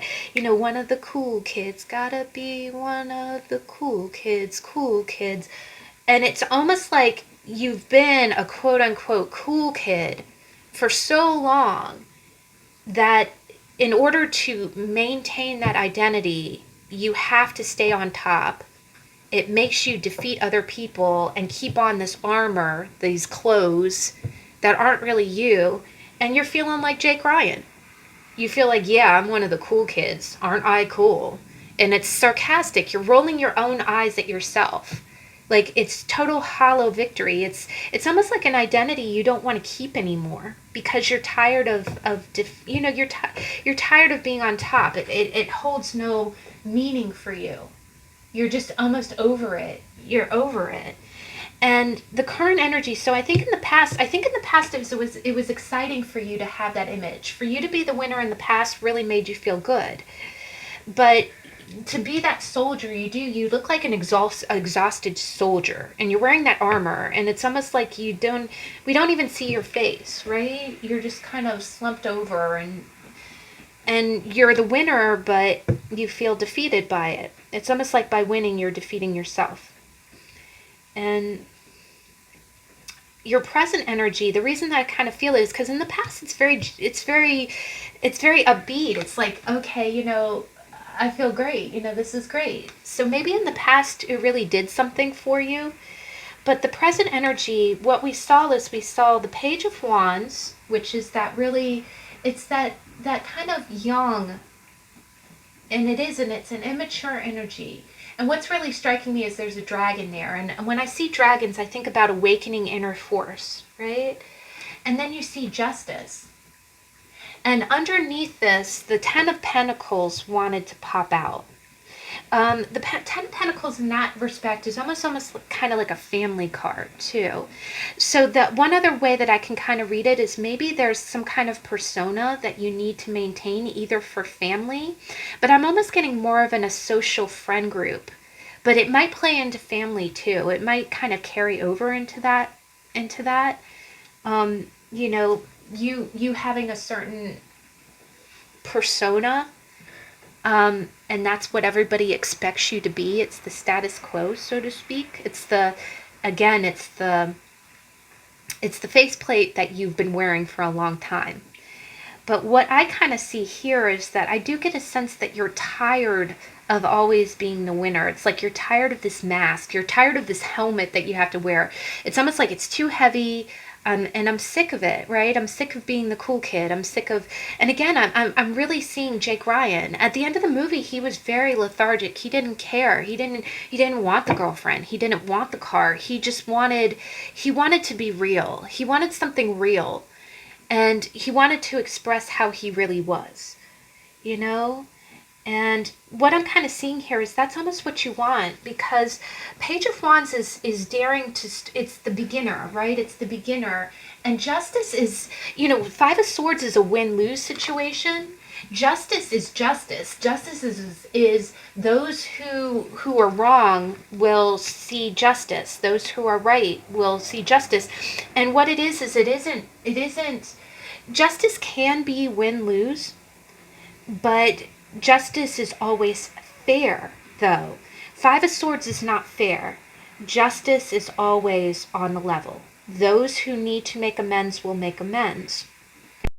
And what is beautiful is that, and this is actually saying 11. I think justice is 11, and it's 1-1. It's the two, and I'm sorry, Libra. It's the two perfectly balanced scales. Yes.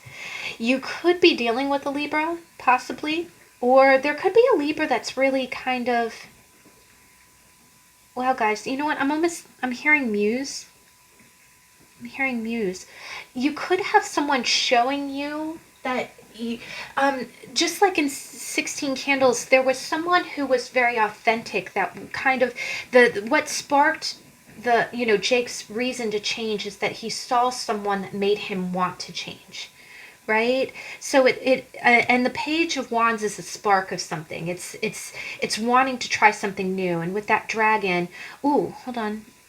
I am seeing the sign of Sagittarius here, which is a fire sign.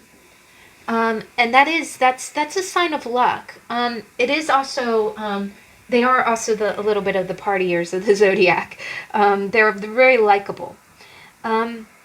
But what I am kind of getting the sense I'm getting is that you don't want to be winner anymore. You just want it to be fair. And you're willing to start off on that path. It's almost like you want to go in that direction. You want to dare to do something new, but it's going to be a new path for you, because you would be walking away, right? You might be walking away from this energy. I don't get the sense that you're the person in the background. I really do get the sense that you in the armor, because it's the perception of it, but I definitely feel like you just want it to be fair. The other thing is that you know what it is that I think you want people to see you fairly. Like, I think you want people to see you clearly. You don't want to be this party person. You don't, and it isn't that isn't that you might not have elements of that in your personality, but it's almost like, and again, the Page of Wands is very authentic. They're true selves, right? It's like being a child. It's like being authentic like a child, especially with the Page of Wands, because they are, their energy, their action, right? It's almost like with your actions, you want to be authentic, and you don't. The other thing that's beautiful about this Justice is that a lot of times Justice is blind, and this one is not. Her eyes are open, and she's equidistant, like the scales are balanced. And I think what you want to do is you want to dare to break out of this energy. You don't want to be the cool kid anymore. And it isn't that you're completely shedding the persona that you had before, but it's almost like you just want to be true to yourself. And you're willing to take the spark. You're willing to be kind of juvenile, and you're willing to take the first step or the first action. Now, one other way that I can just read it, just to throw it out there, because we have a lot of people who watch these, so it could have different interpretations. With the Ten of Pentacles wanted to come out under Justice. With the Three of Cups, this could potentially be a third-party situation that involves a child, a fire child. It doesn't necessarily have to be a fire sun sign child, but it could be a child who's just very energetic. Someone who's very lively. And again, the Justice is some kind of legal, and what I'm kind of seeing is that it's almost like you have to conquer. It's gonna be a hollow victory for you, but you're gonna have to conquer this situation in order to get away from it. And you're tired of fighting, right? You're tired of fighting. You're tired of being in legal battles over this. But so, and there are eggs at this person's feet. This could involve, it could involve like a new beginning. Like it could mean a new beginning for you after you've wrapped up or concluded some kind of legal situation that involves family, and particularly a child. It could be your child. It could be custody of a child from an ex-spouse. But I do kind of see that there might be three people involved. So this could be like a previous marriage, or a parent, a baby mama or baby daddy, that you deal with. But definitely the child that's involved is a real sweet, energetic one. I love fire babies. They're so sweet. And it doesn't have to be sun sign. But that's another interpretation, that you're really ready for it to be over. You're ready of it always being a triangle, right? Now, but most of the energy that I get is that you're just really kind of sick of this persona of. The other thing is that maybe you did kind of have a laissez-faire attitude towards dating, and it might have resulted in some legal matters. It happens. Maybe you moved in with someone, and you have to deal with rent or other legal things from joint assets, and it makes it where you have to fight to get through. I do think that Justice would be on your side, because I'm seeing you clearly as the winner, but it doesn't make you feel good. It's not like you're trying to, you're tired of having to be exhausted all the time. And you want a new start. You want to get away from all this, whatever this previous, kind of fly by the seat of your pants life, you want to get away from that. But the future you got was really interesting. You got the Four of Cups. And the Four of Cups is that hand from the ethers handing you a cup, but you've already got 3 cups that have fallen over, and you're tired of it, right? I am almost getting, and it went from 3 of Cups to 4 of Cups with Justice in the middle, guys. Oh, gosh. And then culminating the pentacle is Five of Swords.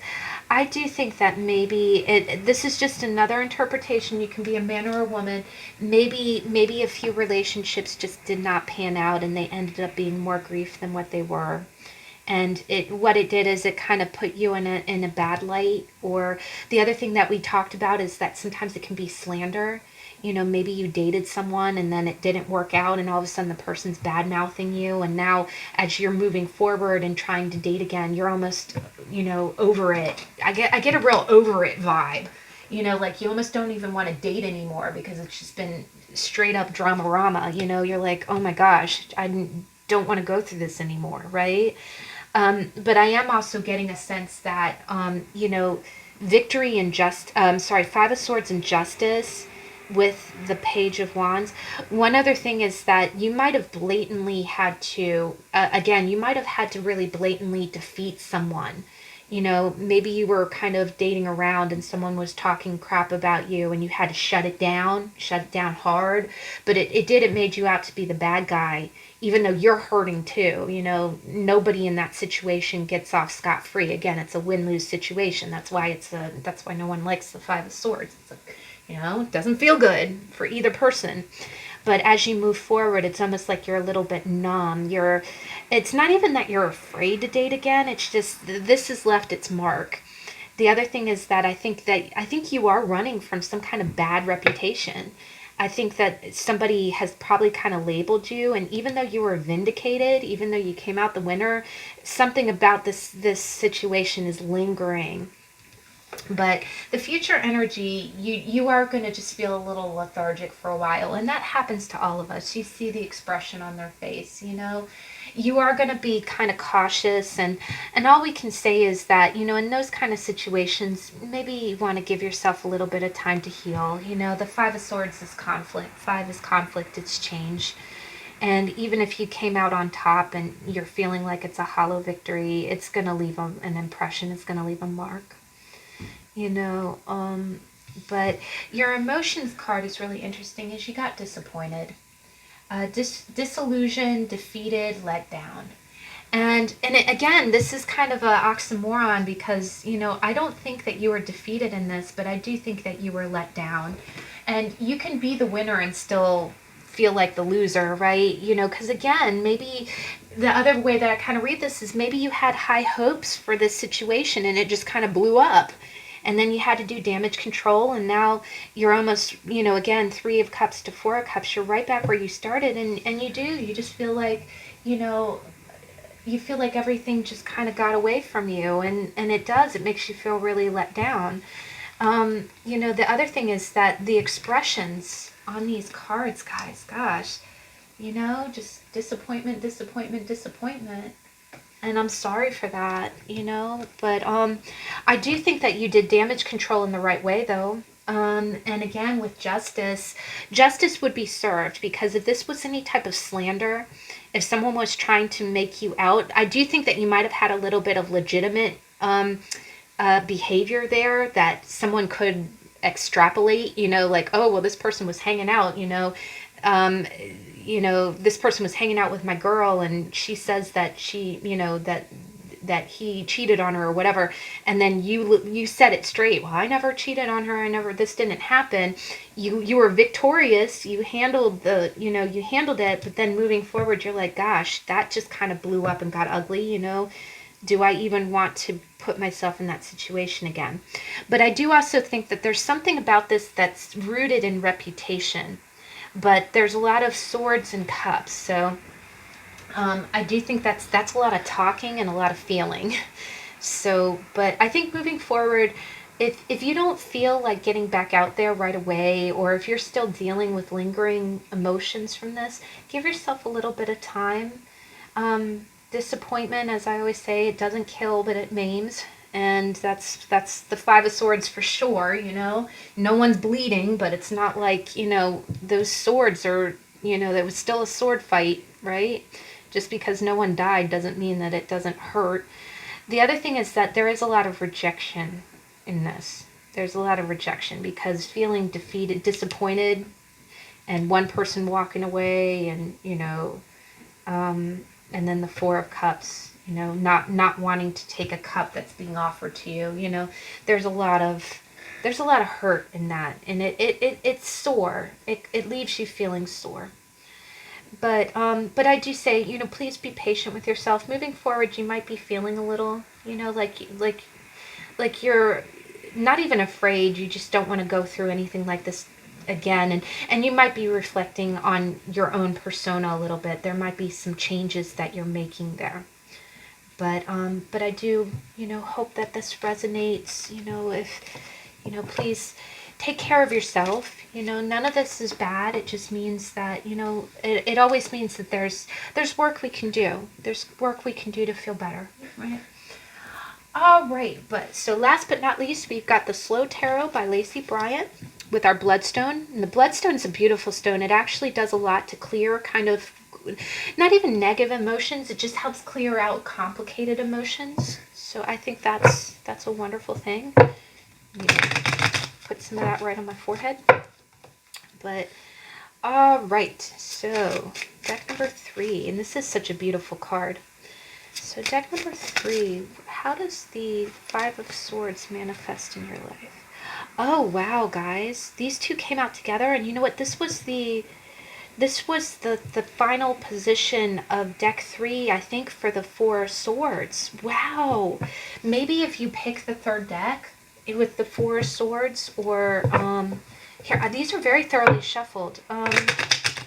Maybe this is a continuation. So current energy, though. Current energy.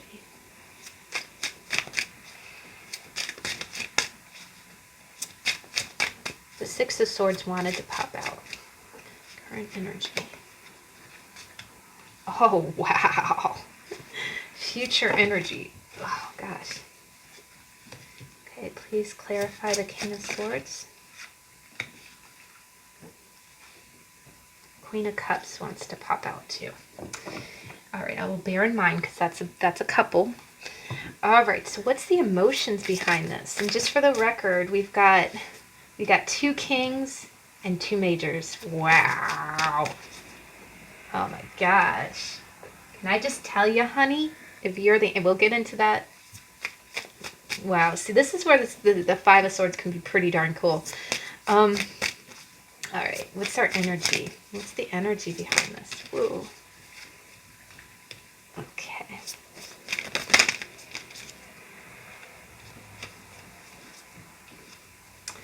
Okay. I'm going to go ahead and keep both because the board kind of came in an angle here. So I'm going to take that as a blocking. We've got longing, confused, and romantic love. Wow. All right, so we're not going to take a million cards. I just keep it in mind. All right, so gosh, guys, in the past, and again, this was the final position. This was the future of the 4 of Swords reading. So it's quite possibly, if you pick the same, if you like to pick the third deck, maybe 3 is a lucky number for you. And again, with 5s, you know, there's 3 swords in his hands and 2 on the ground, right? The 5s in all of the tarot tend to break up to 2 and 3.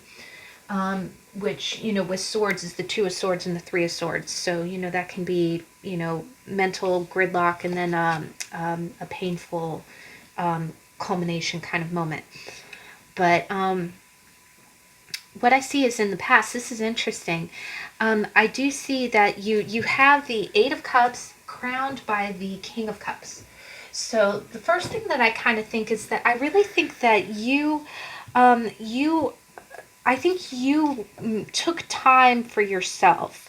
And because this emotion card kind of flew out at an angle, I'm reading this as a cross. I'm reading it as like a blocking energy. And I think what I see here is that the 8 of Cups is about walking away, right? And you see up in the sky, there's kind of a sun. And what's interesting is that what I see is that with the board card, there's a circle that's a clock up on the wall, and it almost looks like that, right? It looks like the same sun in the sky. And so what I'm kind of getting here what I'm seeing, and the way it looks is that one person is kind of sitting in the chair staring at the clock, and the other person's like on their feet and moving. I'll be honest, guys, is that I think in the past, I think that there's two ways that I kind of read this. If this is your energy, uninterested, apathetic, jaded, and bored, I do get the sense that, and especially with the Five of Swords, I think that maybe you got tired of waiting around for someone. Either that, or you might have felt just kind of apathetic in your life. Like maybe there was, you felt like, you felt like everything. Sometimes you see the Eight of Cups in situations when you've had the same routine, or you've had the same interests, the same hobbies, and you just need to do something different, right? You need to just kind of shake up the routine. Maybe you've lived in the same place forever. Maybe you've had the same job forever, and you needed something different. But here, because it's cups, and we have the King of Cups and the cups here, it goes from cups to swords, and you have majors in between. What I'm kind of getting, and with the Five of Swords being kind of like this angel with the guy, with the person being pinned, you can be a man or a woman in this energy, right? And the guy really kind of looks like the king, right? But the sense that I'm getting is one of two things. I think you either got tired of waiting for someone. Again, you were bored, like and again with the jaded and the apathetic, I think that you might have been waiting, you might have been waiting for someone. Either that, or you were in the routine of something. You kept waiting, or you kept investing in something that had really, that you needed to kind of get away from. You just needed to get away because it was keeping you stagnant. Something was keeping you real stagnant in the past. And so what you did is you walked away, and you see these geese are flying south for the winter, right? And again, this was, this is funny, these two cards were the future position of the the third deck of the Four of Swords reading. So this could be a continuation because it's going from the Four of Swords to the Five of Swords, and that was the future energy, and now it's the beginning energy. So this could be, if you picked that deck in that reading, this could be a continuation for you. So I'll just kind of read it both ways, if you're fresh to this reading or if you watched that one as well. And I think what happened was, I think you did walk away, right? You walked away, and you either found your own cup, right? Like you could be in the King of Cups energy. Maybe you felt stagnant, right? Because these are empty cups too. Sorry for the background noise. These are kind of empty, stacked up cups, right? It's not like, it's not like they look like they've been sitting there for a while. It's not like, it's not like they've seen any action. And I think that maybe you might have been investing emotionally into something, or again, spending a lot of time waiting for something to change. And you finally said, okay, enough of this. I'm not waiting anymore, right? Let me get out of this chair. Let me stop staring at the clock. And you walked away. And then the crown of that is the King of Cups. I think you went, and I really think this is your energy. You can be a woman in the King of Cups energy. So one way I can read it is that you walked away and you became your own King of Cups, right? You grew emotionally. You said, okay, I'm not going to waste time on anything that does not fulfill me, because that's a waste of life, right? Don't spend time, life doesn't have to be exciting every single second, but you're not supposed to be endlessly doing nothing or waiting for someone or not fulfilling yourself. So I think you went on a journey, and you just said, okay, let me do me, and let me be my own King of Cups. One other way that I kind of read it is that maybe you walked away from a situation that was not emotionally fulfilling you, and you might have met a King of Cups character. And the King of Cups guy is definitely, he's a very loving man. First off, they're very good fathers, and they are excellent husbands. Like they're emotionally mature men. They don't play games. They're very loyal, and they're there for you. So you either walked away from something real stagnant, something that was just, you were spinning your wheels emotionally, and you either went and became your own king and understood your own emotions and became very reliable on your own. Like you said, okay, if I meet someone, great. If I don't, I'll be okay. I'm happy, right? I'm happy. I'm going to fill my own cup. And that's almost like being your own man, right? It's like being your own king of cups. Either that or you might have met someone. And again, this doesn't have to be like a boyfriend, but I really think that maybe you encountered someone, you encountered someone who's really sweet, who's really kind, who's a big-hearted person. And, and that's good for you. Now, your current energy is really amazing, because I can kind of read this one of two ways. First off, the Five of Swords is, you see, again, you got that angel, she's the power play, right? She's got the guy right where she wants him, right? And underneath it, you've got the Magician and you've got the World. And holy Toledo, guys. Now, the Fool is the first card, but the Magician is the World is completion of a cycle. You have the world, right? Like, you have the world. The world is at your fingertips, right? And what I'm kind of seeing here is that I really get the sense that you completed a cycle, like presently you completed a cycle. And you can manifest anything you want. You have all of the elements on the table. It is up to you. And this is a beautiful, amazing image because it looks like a dream catcher and it looks like a spider web. And it's the alpha and the omega. It's the snake biting its tail. It's, it's the beginning and the end, right? And then, which is also an indicator of a cycle, right? And I love this. There's two world cards in this deck, but this one it's almost like your inner light. Your inner light and the cycles of the world, right? All the planets in the sky. Whatever you want. It's whatever you want. It's whatever you want. The power's with you. The power's with you, right? And it's interesting that it's almost like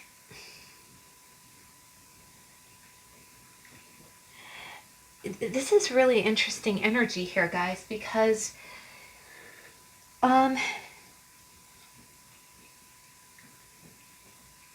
the root of this energy, the root of it is boredom and walking away. And then the crown of it is this King of Cups. Now, just to throw it out there, one possible interpretation is that maybe this was kind of in the past. You might have had someone who was just delaying or kind of making you wait. And then the moment you walk away, they kind of come up offering a cup of love. And you're almost kind of like, it's almost like you've been on your journey. You got some flowers to pick in your hair. And it's like, okay, now you're back. Now you're back. It's almost like you're in the position of power because they came back to you.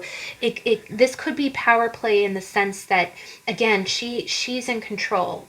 It's her call. The other thing that I get is with the sword, that can very easily, the swords can be with one word, you can annihilate someone. And again, she's got a sword to his throat. And this guy looks like the same guy with the hair. So it could be that maybe you were waiting for someone to commit, and again, with it being the cup of love, and maybe they were making you wait, and the moment that you walk away, the moment that you had enough, you're not waiting anymore, then they show up and they're acting like the King of Cups. Like, oh, okay, well, we'll have the world, and you're kind of suspicious. At this point, you're kind of like, okay. And it really would be that situation of one word from you. One sentence from you would say whether or not they're done for. I waited for you for this long. No. One word. And that would be the sword to the neck. No. I'm not taking you back. And this is really kind of the power that I'm getting from this, because it's the conclusion of a cycle, right? And this is in the past. This is the present. And it's one woman. This is a picture of the artist, Lacey Bryant. it's one person and she's the manifester, right? So you're concluding a cycle. But you know what? I do think, you know what? I'm thinking that you're in a power position, guys. You're in a power position. I think I almost get the sense like you have a choice. It sounds like you have a choice, but you look at the expression on her face, right? The other thing about the Five of Swords is that it can be a hollow victory. Like if somebody is coming back to you and you tell them no, it, it might make you feel empowered, like, it might make you feel like you won, but, the other thing about it is that you would be the winner, total knockout, total knockout, you win.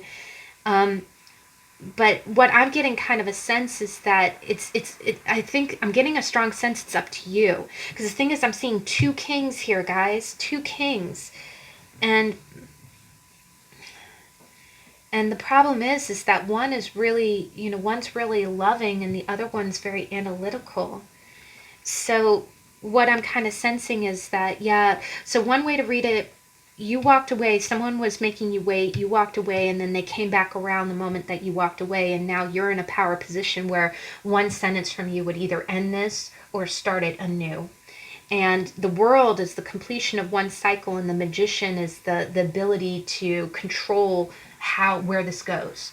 And again, the snake chasing its tail, beginning and end, beginning and end. You manifest. It is your call. Do you tell this person no?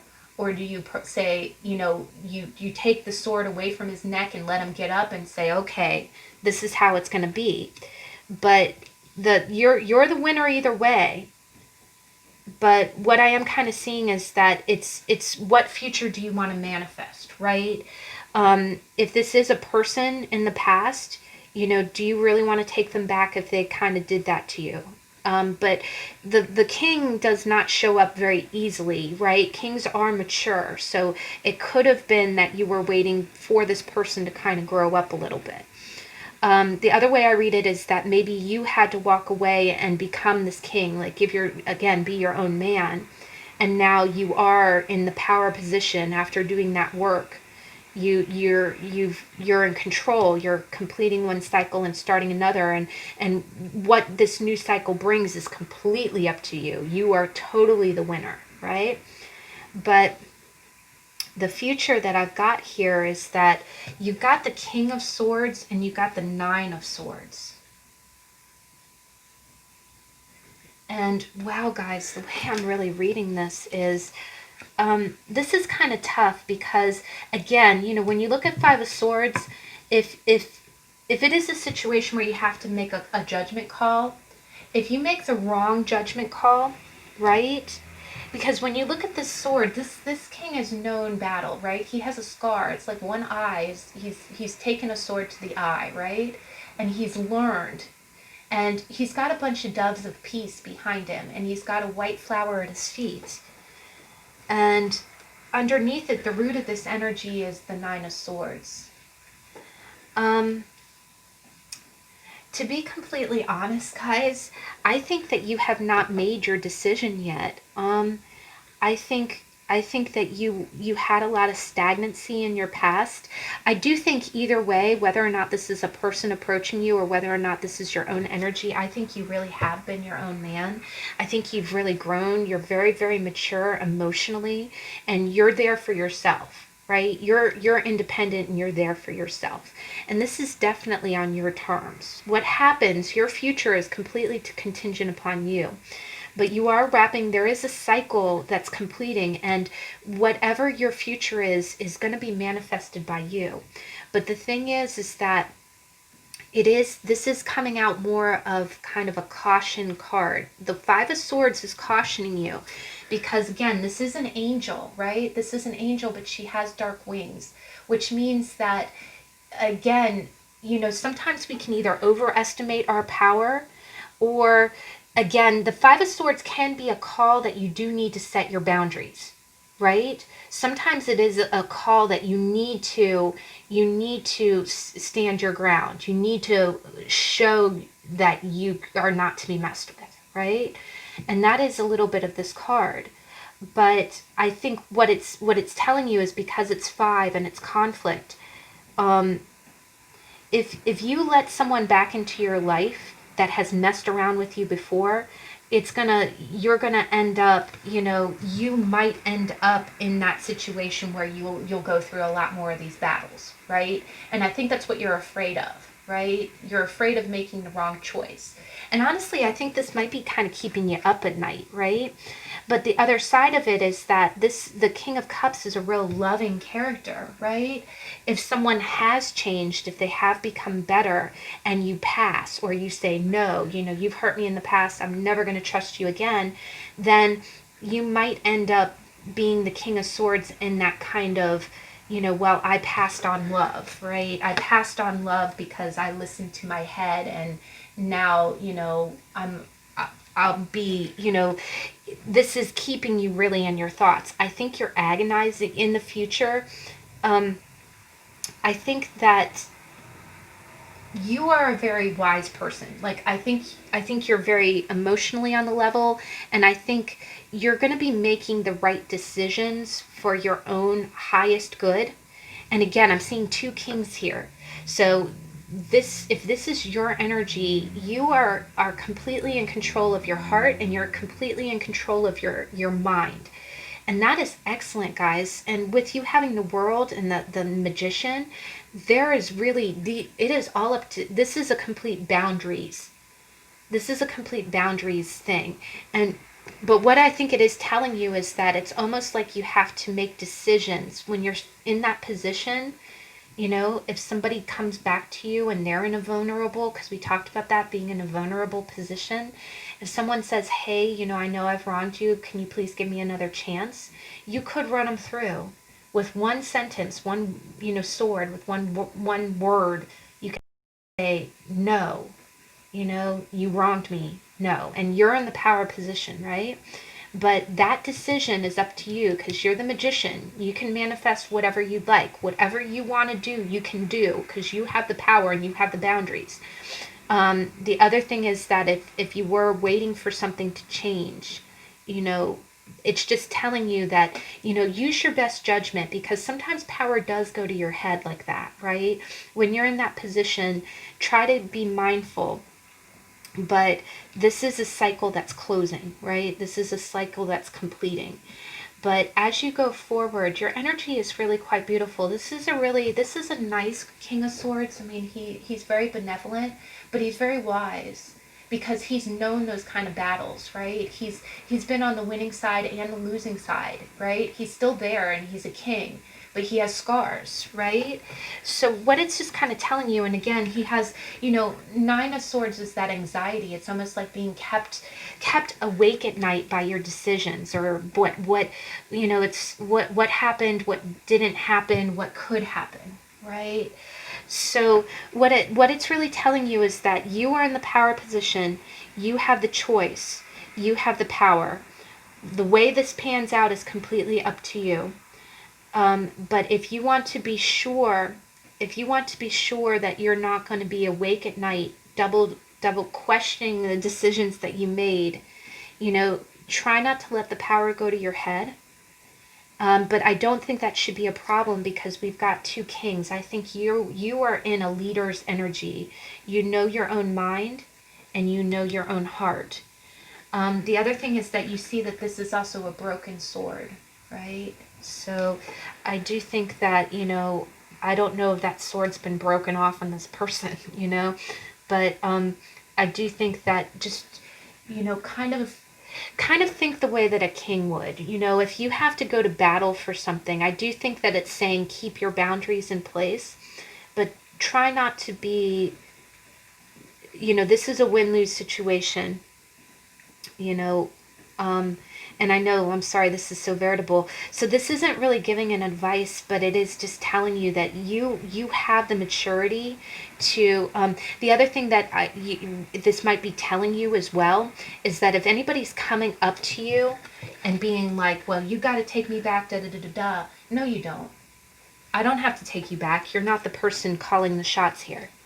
You're not in position here. You're not the person in control. And this is your cycle. This is your life.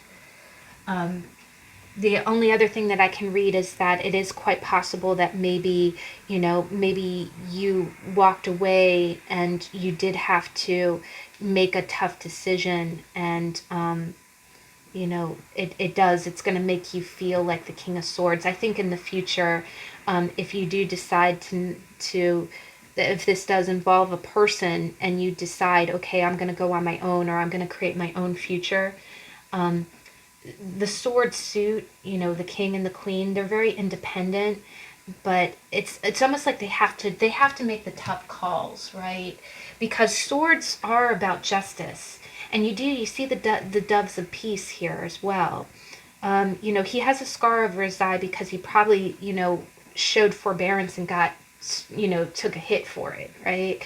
So I think what it's telling you is in the future, whatever you decide to do, you might have a few regrets here, right? Whatever decision you make, if you have to tell someone no, or if you let them back in your life, you're gonna be kind of torn. You're gonna ruminate about it. But the one thing that I always notice about the Nine of Swords and the King is that all good leaders have that kind of anxiety under the surface, right? They always remember the battles. That's why they're so good at peace, is because they've known war, right? Which is a Libra concept, by the way. The Aries Libra axis. Aries are the warriors, but Libras are the peacekeepers, and it's not because they're soft. It's because when you've gone through war, you appreciate peace. But I do think that you're completing some kind of cycle, and it's almost like you have to keep a balance, but you have some tough decisions. But I do think in the future, even though you made tough choices, I'm just getting a complete strong sense that, just exhibit your boundaries. You're more in power than you think. What happens to you is completely under your control. You might look back and worry about some of the decisions that you make, but there's absolutely no doubt that you will make the right choice. Even if it's questionable, you will make the right choice. You will make the right choice. And then your future emotion is really it's quite wonderful. It's excited, elated, thrilled, enthusiastic. And I'm seeing a lot of this, the hair coloring. I do think that what I'm kind of getting is, again, I think that this is going to be kind of a balancing act as you go forward. There's going to be a lot of tough calls and decisions, but once you get through it, once you get past these kind of times of conflict, and you've made the decisions and you've taken the course, you've manifested the life that you want, I think you're going to be real excited about it. You're going to be real excited about it. The other thing is that I do think that you're going to, if you're a woman watching this, I think you're going to end up with the person that you're meant to be with, right? I think you're going to make the right call. And I think it's just going to make you real excited about the future as you start getting towards a few steps past, onto this new path, onto this new destination. You're going to be really excited about it. It's going to make you real happy. It's almost like, for all this conflict, for all this uncertainty, your future is looking really bright, and you're going to start feeling the thrill of that having gone through all of those situations. So, well, guys, that was really cool. I think all three reads were really great. And again, if you did watch the weekly energy card reading, and if your deck had the Five of Swords or the Five of Wands in it, please feel free to check out this read. I think it's helpful. Again, there are no bad cards, and to see the nuances in it. But if you caught the how-to part, yes, please send me some good energy. I'm hoping by the time I film this week's weekly energy card reading, I should know what's going on with my bags. So I'm really hoping it works out. I'm trying not to worry about it. It's, I'm kind of at the mercy of the good intentions of others. And, so I hope it all works out. But I hope that you have a good week. If you are so inclined, if you like my content, I would be very honored if you would like, comment, or subscribe. I hope you can join me on Saturday for the weekly energy card reading. And I hope you have a good next couple of days. And I'll catch you in the next video. Bye.